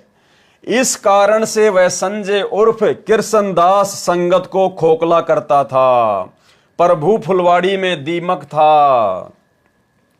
जैसे कोई सैनिक अन्य सैनिकों में अपने आप को सेना प्रमुख जनरल सिद्ध करके उनमें प्रभुता करता है तो वह धोखेबाज है।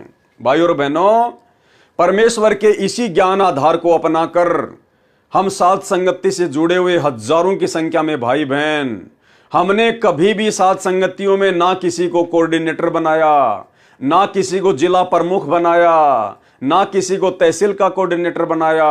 और यह दास हमेशा भाई बहनों को यही संदेशा देता आया है कि साध संगतियों का कोऑर्डिनेटर भी सतगुरु रामपाल जी भगवान है, साध संगतियों का सरदार भी सतगुरु रामपाल जी भगवान है। हम सब केवल उनके भगत हैं, उनके सेवक हैं, उनके कुत्ते हैं। हम आपस में मिलकर इकट्ठा होकर अपने भगवान की महिमा करते हैं, भोग लगाते हैं और ज्ञान आधार से चर्चा करके भक्ति मार्ग पर अपने आप को दृढ़ बनाते हैं। ये कोऑर्डिनेटर वाला सिस्टम साध संगतियों में नहीं। यहाँ कोई जनरल नहीं, कोई कर्नल नहीं, यहाँ तो केवल सब भगत हैं।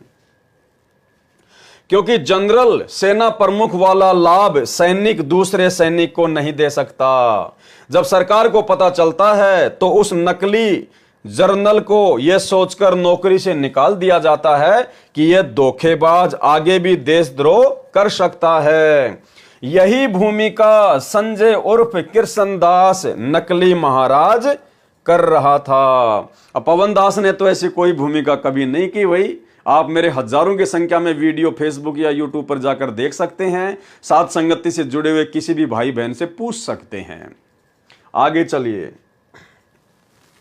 बाद में पता चला कि यह तो अपने आप को छोटा महाराज कहलवाता था। गुरुदेव क्या कह रहे हैं कि बाद में मुझे पता चला कि यह संजय उर्फ कृष्णदास तो अपने आप को छोटा महाराज भी कहलवाता था।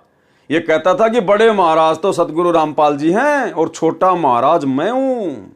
इसलिए संगत उसके झांसे में आ गई थी।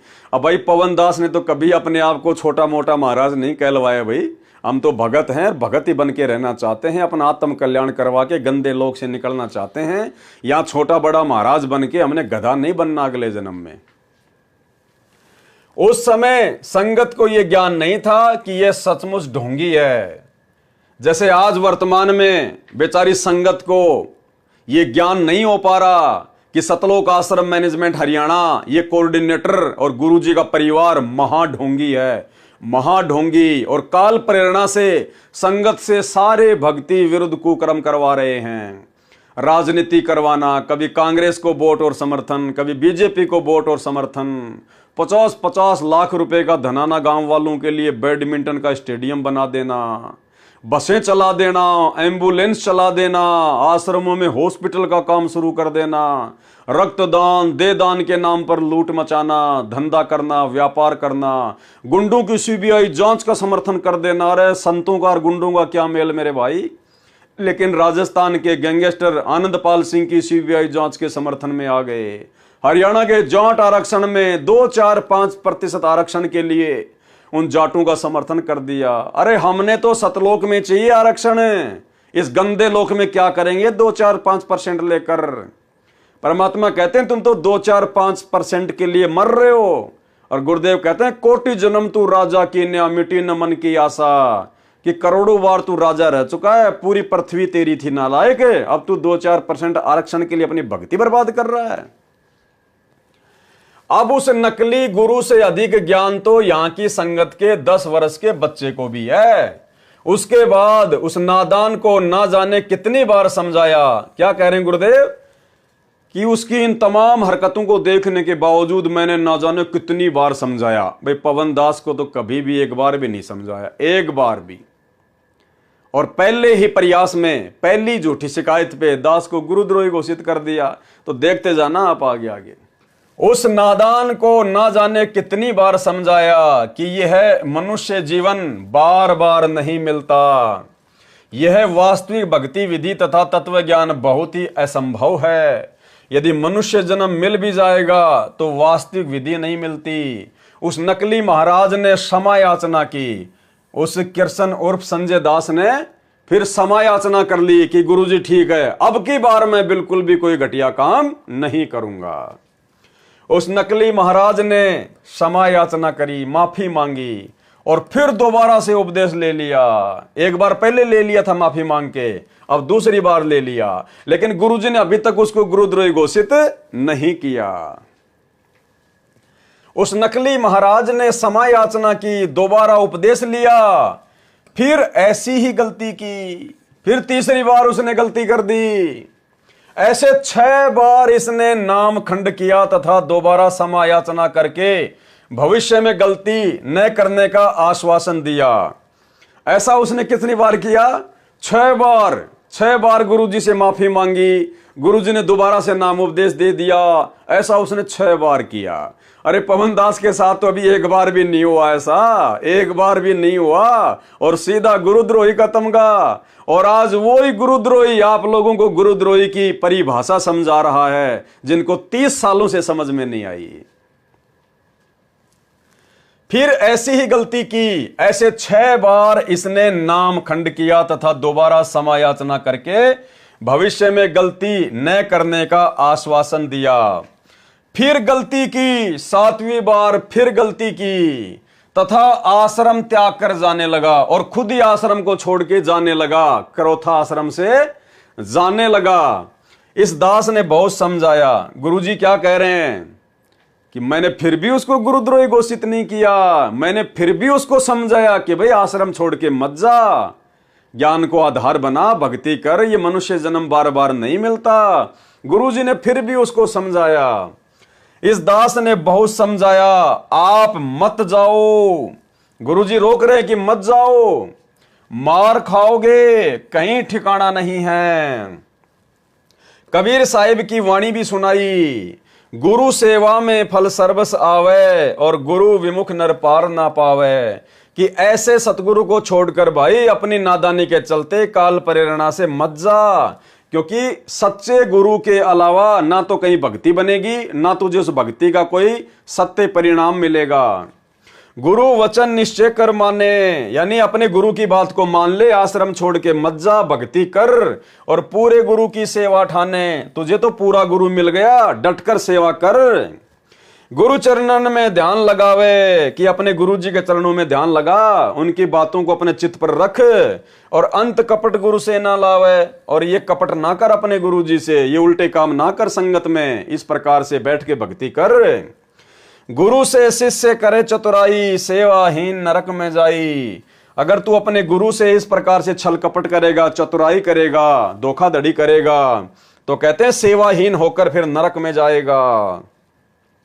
सतगुरु की गति हृदय धारे और सकल बकवाद निवारे, कि तेरे गुरु ने तुझे जो गति बता दी, जो बातें बता दी, जो ज्ञान दे दिया, उसके अनुसार भक्ति कर और सारी बकवाद और सारी जो बकवाद है काल प्रेरणा से, उनको त्याग दे।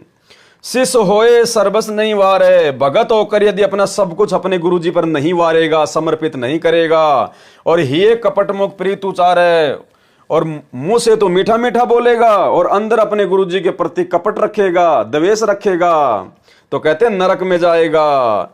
गुरु से कपट करे चतुराई, सो हंसा बहु भर में आई। वापस इसी काललोक में गधे कुत्ते बनने के लिए आती ऐसी आत्मा। गुरु से कपट शिष्य जो राखे, फिर यम राजा के मुगदर चाखे, यानी यम राजा के, धर्मराज के दूतों के मोटे मोटे डंडे खाएगा फिर अगर गुरु जी से कपट करेगा तो। जो शिष्य गुरु की निंदा करही, परिवार सहित नरक में पड़ही, यानी निंदा करेगा तो फिर भक्ति छोड़ेगा, भक्ति छोड़ेगा तो फिर उसका परिवार भी वैसा ही काम करेगा, तो परिवार को भी लेके डूबेगा। और गुरु को तजे भजे जो आना, ता पशुओं को फोकट ज्ञाना। ऐसे पशुओं को तो कोई ज्ञान नहीं जो गुरु को छोड़ के और दूसरे में आस्था रखे। गुरु से बैर करे शिष्य जोई, भजन नाश और बहुत बिगोई। गुरु जी से राग द्वेष करने वाला, दुश्मनी करने वाला अपने भजन का सत्यानाश कर देता है।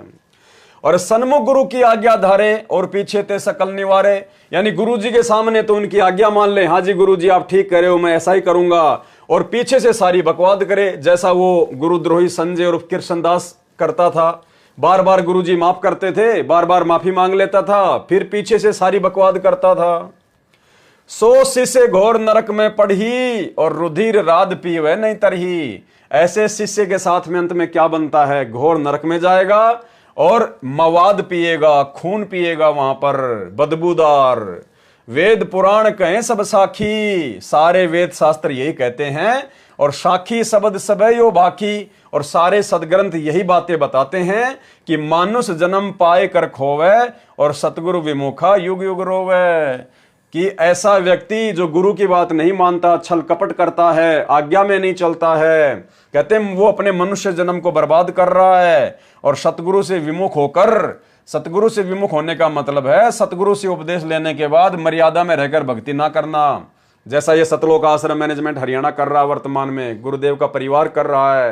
कहते हैं ऐसा भगत भी सतगुरु विमुखा युग युग रोवे, वो पार नहीं हो पाएगा। सब बात सुनकर भी गलती करने तथा कपट करने से बाज नहीं आया। यानी गुरुदेव ने बहुत समझाया, बार बार समझाया, उसने भी माफी मांगी, लेकिन वो अपनी हरकतों से बाज नहीं आया। इस दास ने उससे पूछा कि क्या ये भक्ति विधि वर्तमान में किसी संत के पास है। जब वो आश्रम छोड़ के जाने लगा तो गुरुजी ने पूछा कि तू भाई कहां जाएगा, चल तू ही बता दे, जो ज्ञान आज मैं दे रहा हूं क्या मेरे अलावा ये ज्ञान आज धरती पर किसी के पास है, किसी संत के पास है। उस नकली महाराज संजय ने कहा कि आपके अतिरिक्त वर्तमान में किसी संत व पंथ के पास वास्तविक ज्ञान नहीं है। इस दास ने कहा कि जानबूझकर क्यों अपने नाम को बार बार खंड कर रहे हो। उस नकली गुरु ने कहा कि आज के बाद सही चलूंगा। कहा कि गुरुजी ठीक है, आज के बाद मैं बिल्कुल सही चलूंगा और कोई गलती नहीं करूंगा। और क्या बोला उस नकली गुरु ने, कहा कि आज के बाद सही चलूंगा, मैं अपने घर पर रहूंगा, मेरी माताजी बीमार रहती है, घर पर काम करूंगा तथा आपके दर्शन करने भी आता रहूंगा। यानी मन में तो दोष उसके आ ही चुका था, उसको तो संत बनने की भूख बुरी तरह से काल ने जागृत कर दी थी। और कहा कि महाराज जी मैं आश्रम में नहीं रहूंगा, मैं अपने घर बैठ के भक्ति कर लूंगा और मेरी माता जी की सेवा करूंगा और बीच बीच में आपके दर्शन करने के लिए आता रहूंगा। मतलब इतना होने के बाद भी गुरुजी ने उसको गुरुद्रोही घोषित नहीं किया। वो आश्रम छोड़ के चला गया, उसके बाद भी गुरुजी ने उसको गुरुद्रोही घोषित नहीं किया और 2 से 3 वर्ष का समय हो गया। और पवन दास को पहली बार में झूठी शिकायत में ध्यान रखना, इस टॉपिक पर चाहे 1 वीडियो बने या 2 वीडियो बने, इसके बाद में इसका निष्कर्ष निकलेगा। और ये जो कृष्ण उर्फ संजय जो गुरुद्रोही हो चुका है, इसने भी इस भक्ति और भगवान पुस्तक को पढ़ने के बाद में सतगुरु रामपाल जी परमेश्वर जी के विरुद्ध एक पुस्तक निकाली है जिसका नाम था शैतान बन्या भगवान।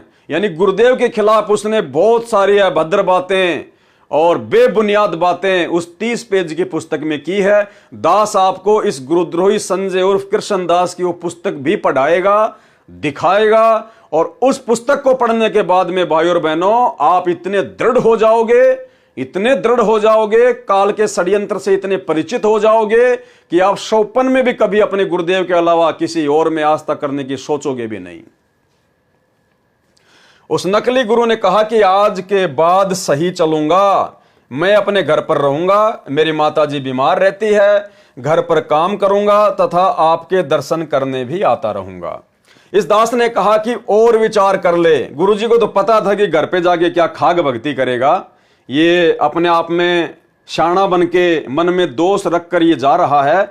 तो गुरुदेव ने कहा, इस दास ने कहा कि और विचार कर ले, जब निकल आया है तो क्यों वापस फंस रहा है? अरे जब घर को छोड़ के भक्ति के लिए आश्रम में आ गया है तो वापस क्यों फंस रहा है? कुछ दिन और देख ले, फिर तेरा मन नहीं मानता तो तेरी इच्छा जैसा कर लेना। यानी उस ऐसे घटिया कर्म करने वाले व्यक्ति को गुरुजी फिर भी अपने पास में रखना चाह रहे हैं कि भाई कुछ दिन और रुक जा आश्रम में और देख ले, आराम से सोच ले, समझ ले, जल्दबाजी में फैसला ना ले। यानी उसकी इतनी तमाम घटिया हरकतों के बावजूद भी गुरुजी ने उसको माफ किया, उसको गुरुद्रोही घोषित नहीं किया। और पवन दास की कोई ऐसी घटिया हरकत नहीं, कोई माइका लाल एक भी प्रमाण नहीं दे सकता और दास को पहली बार में गुरुद्रोही घोषित कर दिया। सुनिए, कुछ दिन और देख ले, फिर तेरा मन नहीं मानता तो तेरी इच्छा जैसा कर लेना। आश्रम में एक सेवक इसी करोथा गांव का भगत कृष्ण कांत भी स्वेच्छा से रह रहा था। एक उसी का नाम राशि और था कृष्ण कांत और उसी के गांव का था। वो भगत भी करोथा आश्रम में ही गुरुजी के पास में रहा करता था। उस नकली महाराज ने भगत कृष्ण कांत से कहा कि यहां कुछ नहीं है, अपने घर चला जा।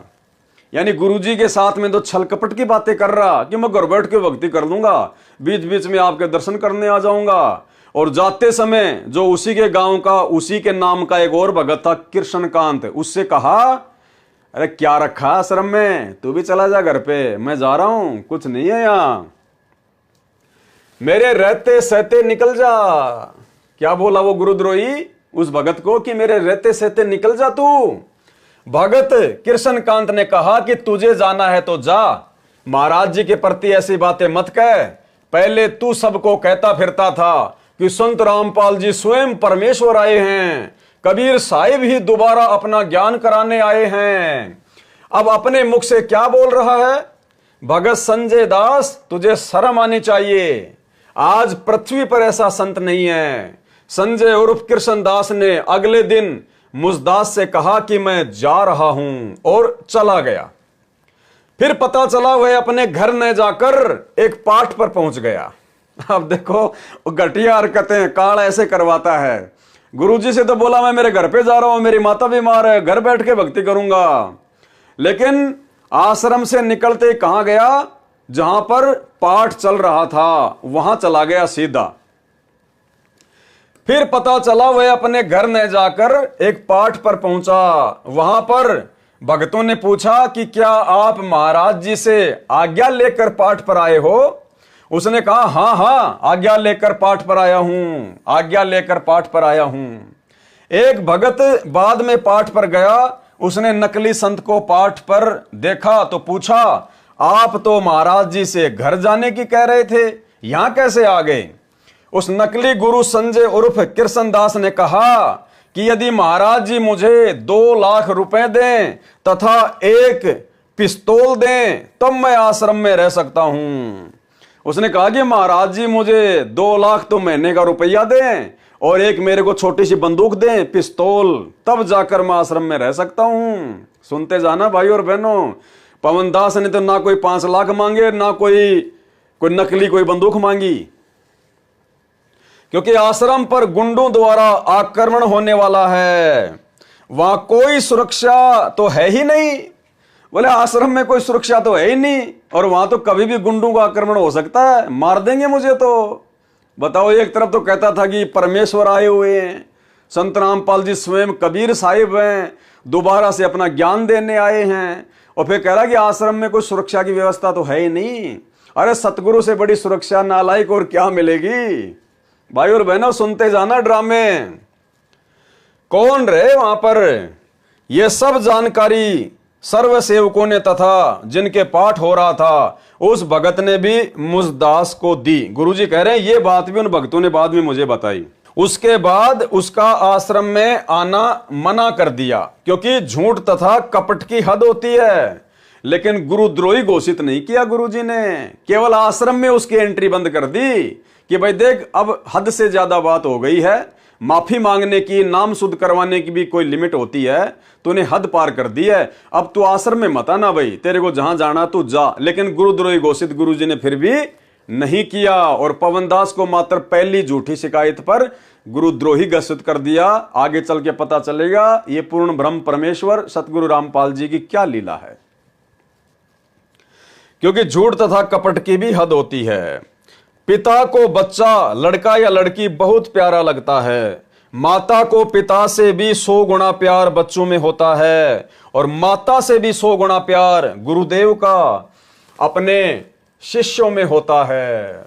इसलिए मुझदास का प्रयत्न रहा, गुरुदेव कह रहे हैं कि मेरा प्रयास रहा, इसलिए मुझदास का प्रयत्न रहा कि यह नादान काल के हाथ लगेगा, यह प्रभुता की हवस इसे खा जाएगी। उसने फिर उसी फैक्ट्री में नौकरी की जिसे छोड़कर आया था। बीच बीच में भी संगत के घरों में जाकर जहर घोलता रहा, जिस कारण बहुतों को हानि हुई, यानी बहुत सारे भगत फिर भी उसके चक्कर में आ गए।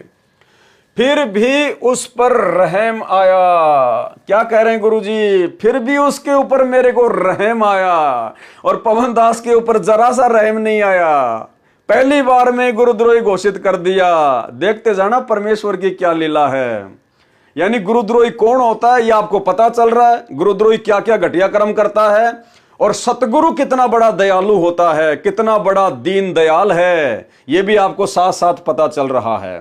गुरुदेव कह रहे हैं फिर भी मेरे को उस पर रहम आया, आश्रम भी छोड़ के चला गया, नाम भी छोड़ के चला गया, फिर भी संगत में जाके भक्तों को तोड़ रहा है, और फिर भी गुरुजी क्या कह रहे हैं कि मेरे को उस पर रहम आया। एक सेवक जो उसी फैक्ट्री में नौकरी करता है, उसने इस दास से कहा, यानी गुरुदेव कह रहे हैं कि मेरे से कहा कि उसे समझा दो, अपना जीवन नष्ट न करे तथा फिर से उपदेश प्राप्त कर ले।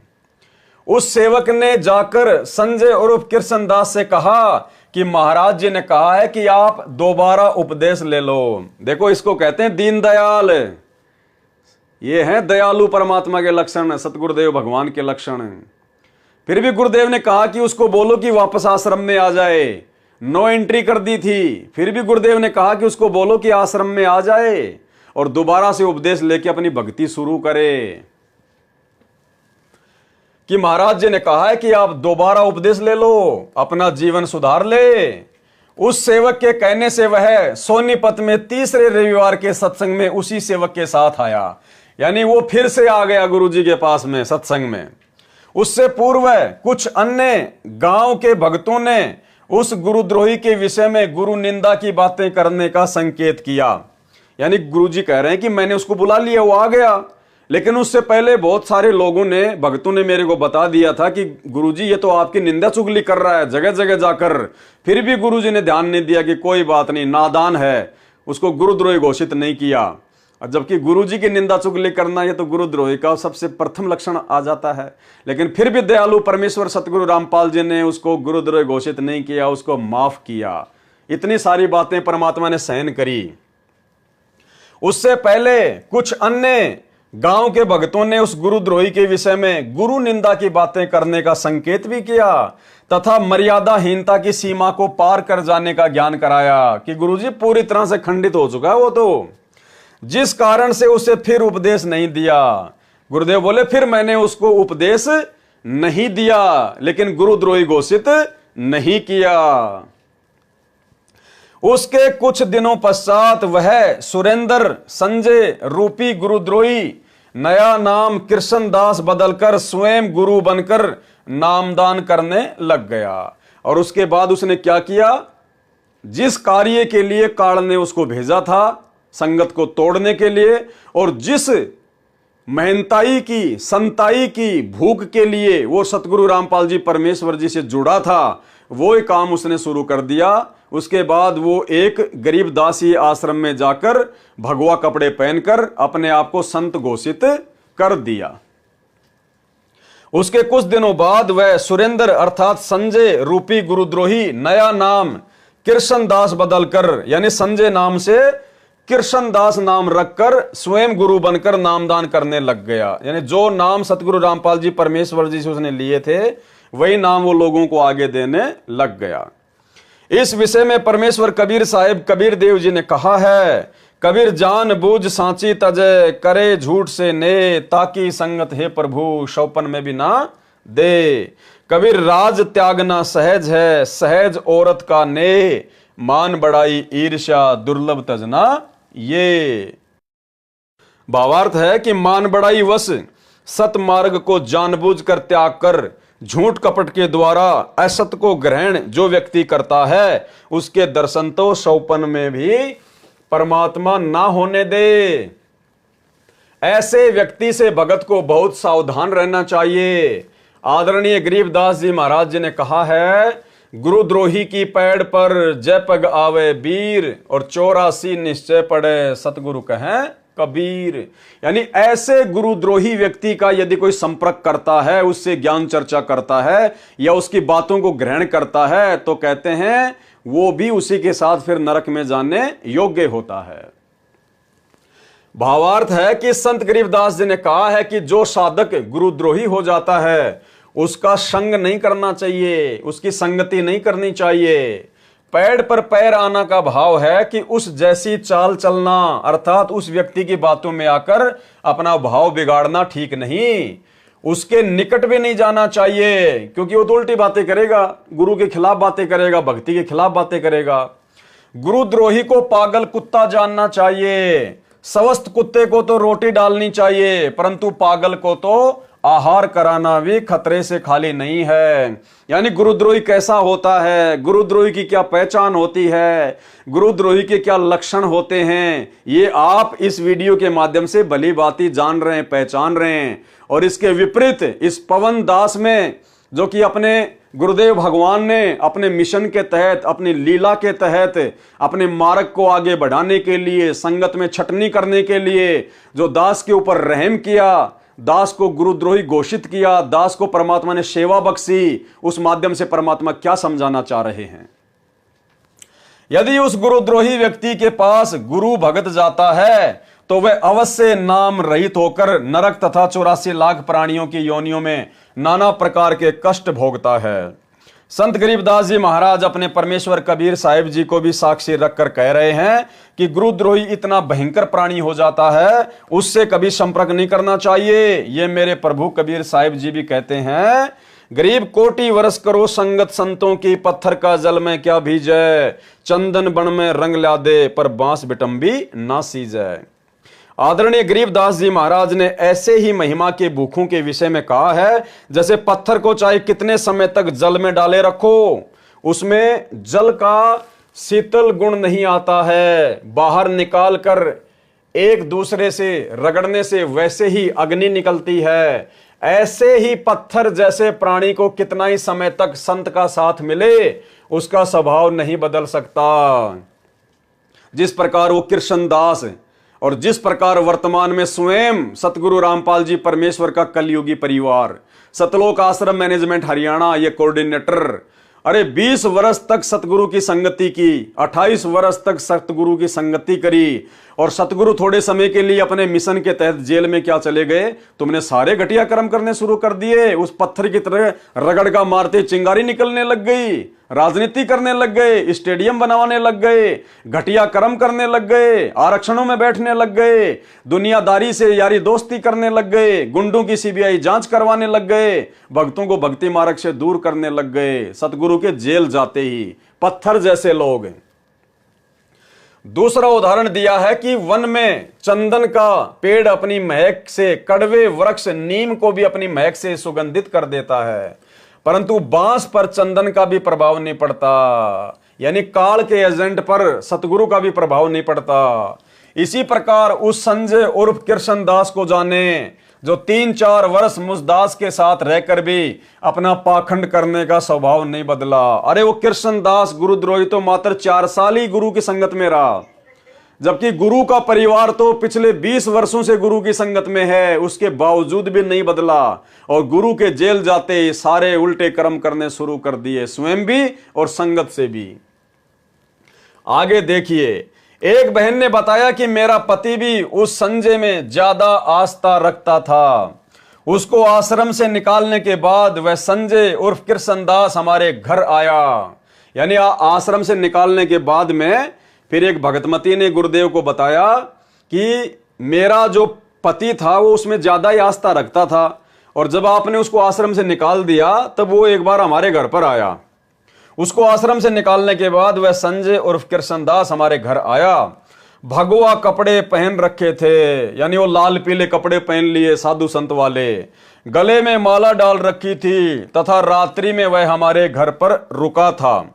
अपनी मन पसंद सब्जियां कहकर बनवाई, फिर कहा कि हलवा बनाओ, भोग लगाऊंगा।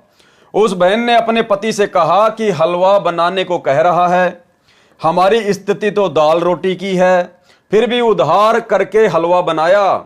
जी खोल कर निंदा की तथा मेरे पति का भाव खराब कर दिया।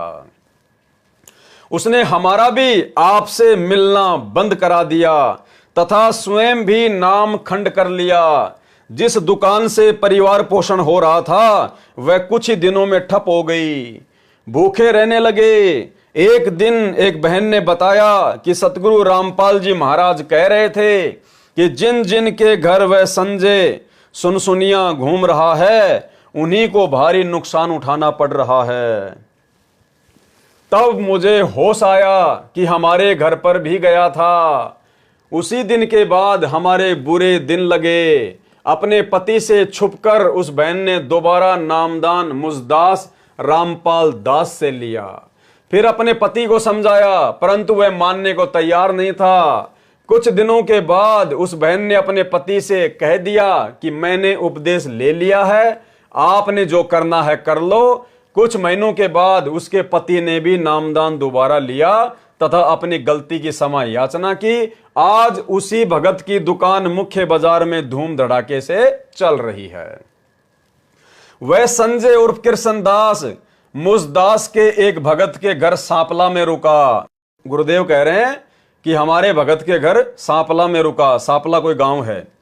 उन्होंने इसकी बहुत सेवा की। कुछ दिन बाद उस भगत की पत्नी के पेट में पानी की रसोली होकर फूट गई। असहनीय पीड़ा होने लगी। सांपला के डॉक्टर ने जवाब दे दिया। फिर रोहतक मेडिकल में ऑपरेशन हुआ। डॉक्टर हैरान रह गए कि आप बच कैसे गए।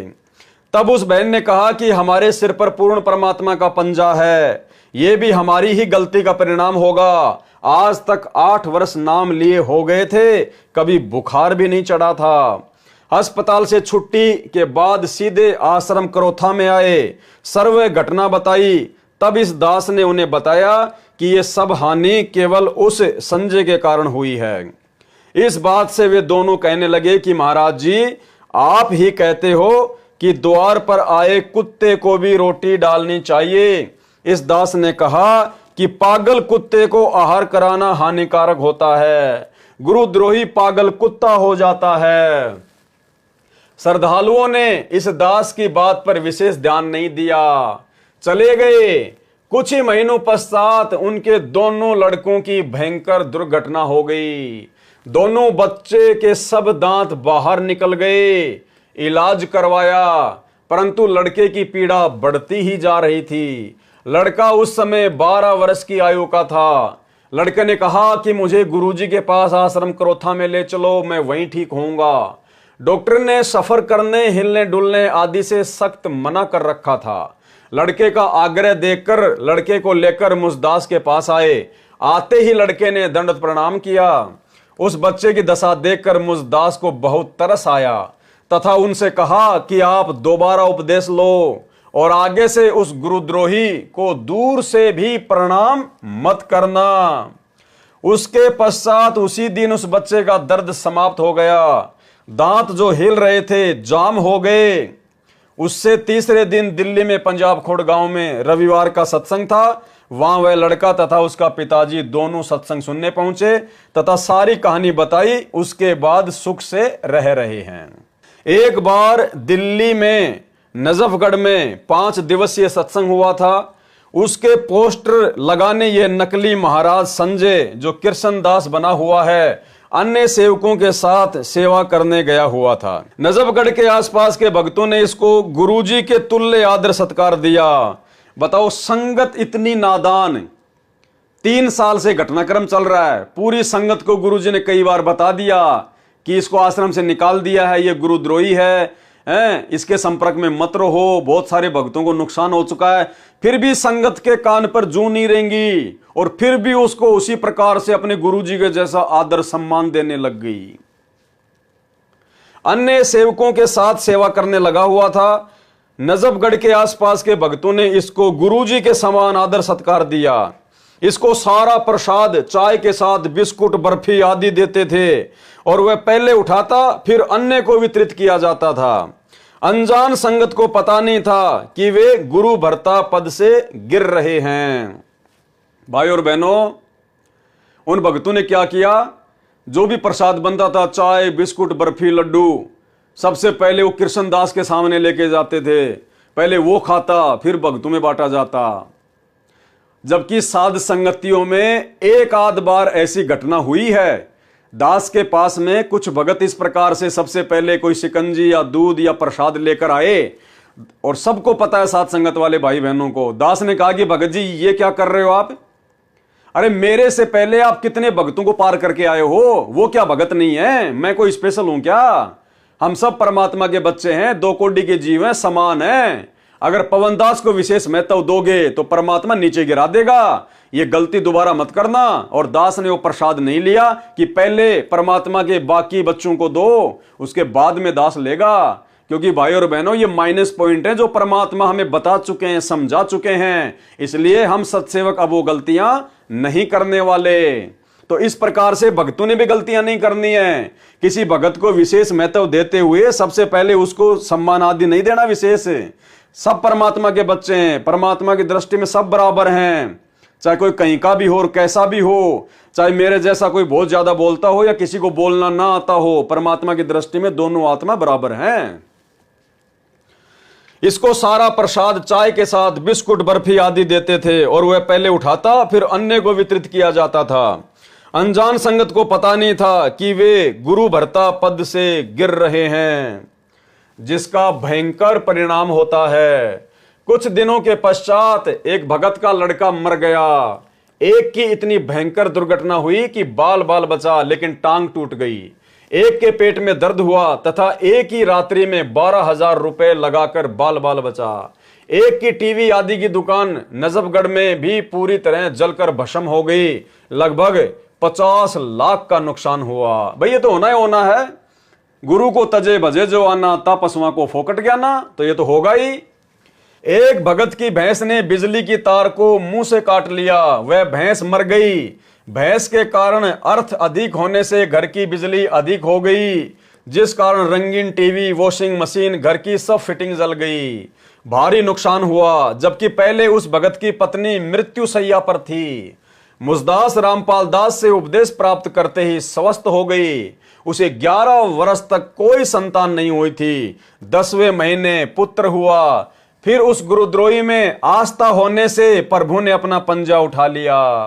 दोबारा उपदेश लिया, उसके बाद पूरा परिवार सुखपूर्वक रह रहा है। एक बहन को सोनीपत में नाक से खून बहना शुरू हो गया और इतना खून बहा कि तसला, एक बड़ा लोहे का बर्तन, भर गया। डॉक्टर के पास 2 दिन दाखिल रही, कोई आराम नहीं हुआ। वह उस संजय रूपी सर्प को बहुत अच्छा भगत जानकर भाई की तरह प्यार करती थी। आश्रम से जाने के बाद उससे मिलती रही, वह भी फोन करता था, जिस कारण परमेश्वर ने पंजा उठा लिया। अचानक नाक से खून बहने लगा, सर्व इलाज व्यर्थ सिद्ध हुए। तब वह बहन आश्रम करोथा में आई और दोबारा उपदेश लिया। उसके बाद आज 4 वर्ष तक उसे कोई कष्ट नहीं हुआ। कबीर गुरु को तजे भजे जो आना, तापसवा को फोकट ज्ञाना। ये दास रामपाल दास बहुत चिंतित हुआ कि हे प्रभु, आपकी संगत में क्या घुस गया। मुझदास की श्रद्धा में या कोई सेवा में त्रुटि हुई हो, जिस कारण आपके बसाई परिवार उजड़ रहे हैं। लेकिन बाद में पता चला, तब सब ने दोबारा उपदेश लिया। अब 4 वर्ष से सब परिवार पूर्ण सुखी हैं। एक परिवार की लड़की की शादी हुई, लड़की को एक पुत्र प्राप्त हुआ। उसी समय ये आस्तीन का सांप हरियाणा में आया ही था। उसकी मीठी मीठी बातों से प्रभावित होकर उस परिवार की आस्था भी उसमें पूर्ण रूप से हो गई। कुछ ही महीनों के पश्चात उस लड़की का पति दुर्घटना में मारा गया। इस संजय नकली नाम कृष्णदास की चतुरता का आभास हो जाने के बाद इसका पाठों पर जाना बंद कर दिया गया था। मुझसे झूठ बोलकर उस लड़की को सांत्वना देने गया, गुरुजी से झूठ बोलकर उस लड़की को सांत्वना देने गया जिसका पति मर गया था, जो गुरुजी की भगत थी। लड़की की माता ने मुझदास को बताया कि लड़की अपने पति के वियोग में 4 दिन से बेहाल थी, कुछ भी खा पी नहीं रही थी। संजय गया तो लड़की उठी और कुछ खाया पिया तथा हौसला हुआ। इससे स्पष्ट है कि उस बनावटी बातें बनाने वाले में कितनी श्रद्धा थी, जिसका कितना भयंकर परिणाम भोगना पड़ा। इस दास रामपाल दास ने अपना पूरा जीवन लगा दिया, दिन रात सत्संग सेवा करके मार्गदर्शन किया। उस पाखंडी को केवल मीठी बातें बनाने के कारण ही पसंद कर लिया। इसी गलती के कारण सतलोक से निकले थे। जो परमात्मा सर्व सुख दे रहा था उसको व्यर्थ समझा, और जो अपने स्वार्थवश ड्रामा करके तप कर रहा था उसे पसंद किया। कबीर परमेश्वर कहते हैं कि निरंजन धन तेरा दरबार, पाखंडी की पूजा जग में और संत को कहें लबार। उसके बाद उस संजय उर्फ कृष्णदास को फिर समझाया। देखो भाई और बहनों, आश्रम से निकालने के बाद फिर वो वापस आ गया, फिर भी गुरुजी ने उस पर रहम करी, दया करी। उसके बावजूद भी वो अपनी घटिया हरकतों से बाज नहीं आया। बीच बीच में भक्तों के पास जाता और उनसे उसी प्रकार से पेश आता जैसे महाराज है, और भक्तों को भारी नुकसान भी हो रहा था, लेकिन परमात्मा ने फिर भी उसको गुरुद्रोही घोषित नहीं किया। भाई और बहनों, पवनदास को केवल पहले झटके में अपने परिवार की झूठी शिकायत पर बिना सोचे समझे, बिना कुछ देखे, बिना कोई प्रमाण सीधा गुरुद्रोही घोषित किया।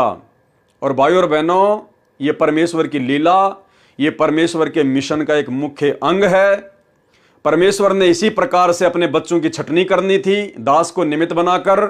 और गुरुदेव को तो पता ही था कि आश्रमों में मर्यादा नहीं है, ना पहले मर्यादा थी, जिस कारण से बरवाला कांड हुआ। और वर्तमान में तो मर्यादा रहेगी कहां से, क्योंकि वही पाखंडी लोग, वही काल प्रेरित आत्माएं, गुरुदेव का परिवार, वो कोऑर्डिनेटर वर्तमान में धर्म को धंधा बनाकर आश्रम खोल खोल कर और काल के एजेंट बनकर संगत को परमात्मा से दूर कर रहे हैं।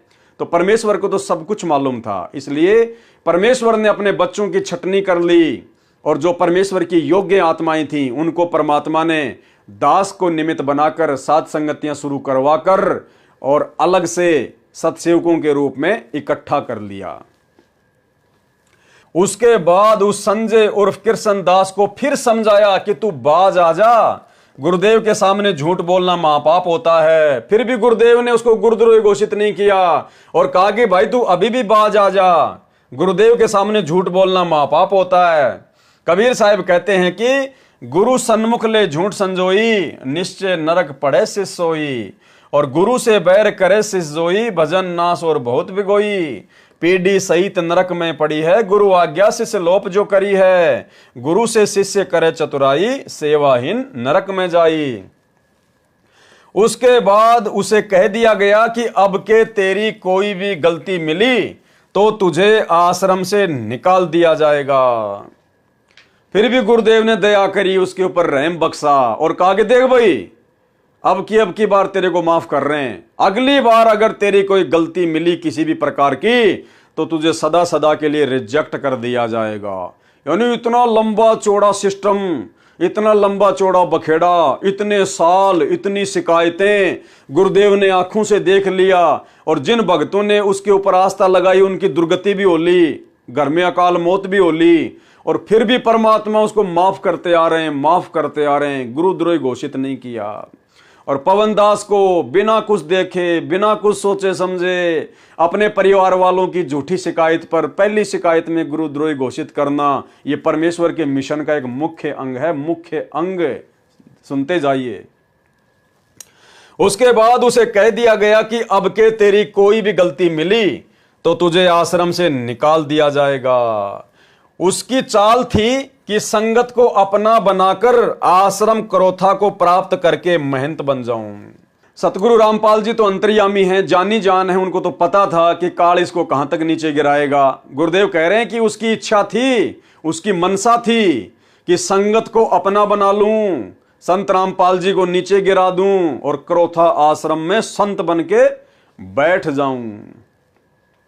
जब संगत को पता लगता गया तो उससे धिक्कारने लगे। उपरोक्त वाणी परमेश्वर की है जो उस गुरुद्रोही पर पूर्ण रूप से खरी उतरती है। इसका दंड इसे प्रभु अवश्य देगा। जिस कारण से उसकी सब चाल असफल हो गई तो वह आश्रम छोड़कर मना करते करते चला गया। फिर वो आश्रम छोड़कर चला गया। उस लड़की की माताजी आश्रम में आई। कौन सी लड़की? जिसका पति मर गया था, जो 4 दिन से खाना पीना नहीं खा रही थी। लेकिन जैसे ही वो संजय गुरुद्रोही उनके घर पर उनको सांत्वना देने गया तो उसकी तुरंत बात मान ली और खाना खा लिया। उसकी मां जब आश्रम में आई तो उसने पूछा कि संजय भगत जी कहां हैं? इस दास ने कहा कि वह तो आश्रम छोड़कर जा चुका है। उस नादान की अनजान संगत पर इतनी छाप थी कि उस बहन ने कहा कि महाराज जी वह आश्रम भले ही छोड़कर गया लेकिन वह आपको नहीं छोड़ सकता। वो माही बोली कि वो भले आश्रम छोड़ के चला गया लेकिन गुरुजी वो आपको नहीं छोड़ सकता। यानी उसने इस कदर लोगों को भ्रमित कर रखा था। उस जैसा तो एक भी भगत नहीं है। तब उस नादान को समझा कि आप गुरुजी से अधिक जानने लग गई क्या? आपको पता नहीं वह क्या था। लड़की व उसके परिवार ने पुण्य उपदेश प्राप्त किया। उसके पश्चात लगभग 4 वर्ष हो चुके हैं। उनके किसी पशु को भी हानि नहीं हुई। यह सब दुख का कारण वही संजय रूपी दीमक था। तो भाई और बहनों, ये पुस्तक भक्ति और भगवान जो कि आपको गुरुद्रोही की परिभाषा समझाएगी, गुरुद्रोही के लक्षण समझाएगी और किन परिस्थितियों में कितने सारे सबूत और प्रमाण देखने के बाद सतगुरुदेव भगवान उस आत्मा को गुरुद्रोही घोषित करते हैं, उस आत्मा को आश्रम से निकालते हैं। ये सारी बातें आपको ये पुस्तक भक्ति और भगवान समझाएगी। तो आज इस वीडियो में केवल इतना ही। और कल रात्रि 9 बजे सभी भाई बहन लाइव जुड़िए। इसके आगे का जो पार्ट है वो कल रात्रि में लाइव चलेगा। और ये पुस्तक भक्ति और भगवान हमारे बहुत सारी भ्रमणाओं का सत्यानाश कर देगी और हमें परमेश्वर के आशीर्वाद से, परमेश्वर द्वारा लिखी गई ये पुस्तक जो हम इसके वीडियो बना रहे हैं, हम समझ रहे हैं, ये पुस्तक हमें भक्ति मार्ग पर इतना दृढ़ कर देगी कि यहाँ के छोटे मोटे भगत तो छोड़िए, काल प्रेरित उनके एजेंट तो छोड़िए, स्वयं ज्योति निरंजन भी धरती पर उतरकर अगर संत रामपाल जी के भक्तों को भ्रमित करने की कुछ चेष्टा करे तो वो भी मुंह की खा के जाएगा, मुंह की खा के। और ये विशेष दया, ये विशेष मेहर परमेश्वर ने 7 संगतियों पर बख्शी है, क्योंकि वर्तमान में ज्यादा से ज्यादा संख्या में केवल साध संगति से जुड़े हुए सत्सेवक भाई बहन ही इन वीडियो को देख रहे हैं, समझ रहे हैं और दृढ़ होते जा रहे हैं। बाकी संगत जिनको डरा रखा है साध संगतियों के नाम से, मुझ पवन दास को गुरुद्रोही घोषित करवाकर मेरे वीडियो देखने के लिए लोगों को मना कर रखा है, वो संगत आने वाले समय में रोएगी, पछताएगी।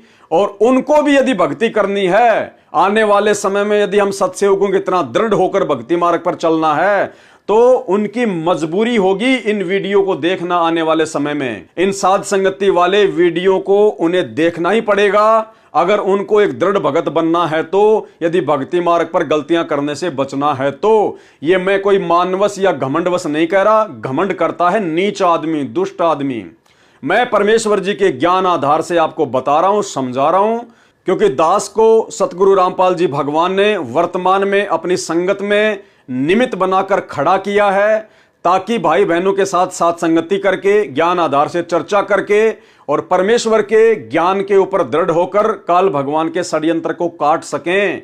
और उसके लिए परमेश्वर का आशीर्वाद आप और हमारे साथ में विशेष रूप से रहेगा उन आत्माओं के ऊपर जो आत्माएं निसंशय होकर ज्ञान को आधार बनाकर साध संगति से जुड़ी रहेंगी। तो अगला पार्ट कल रात्रि 9 बजे सभी भाई बहन लाइव जुड़िए। तब तक गुरुदेव भगवान से आशीर्वाद लेते हैं, इजाजत लेते हैं। बंदी छोड़ सतगुरु रामपाल जी परमेश्वर जी की जय हो।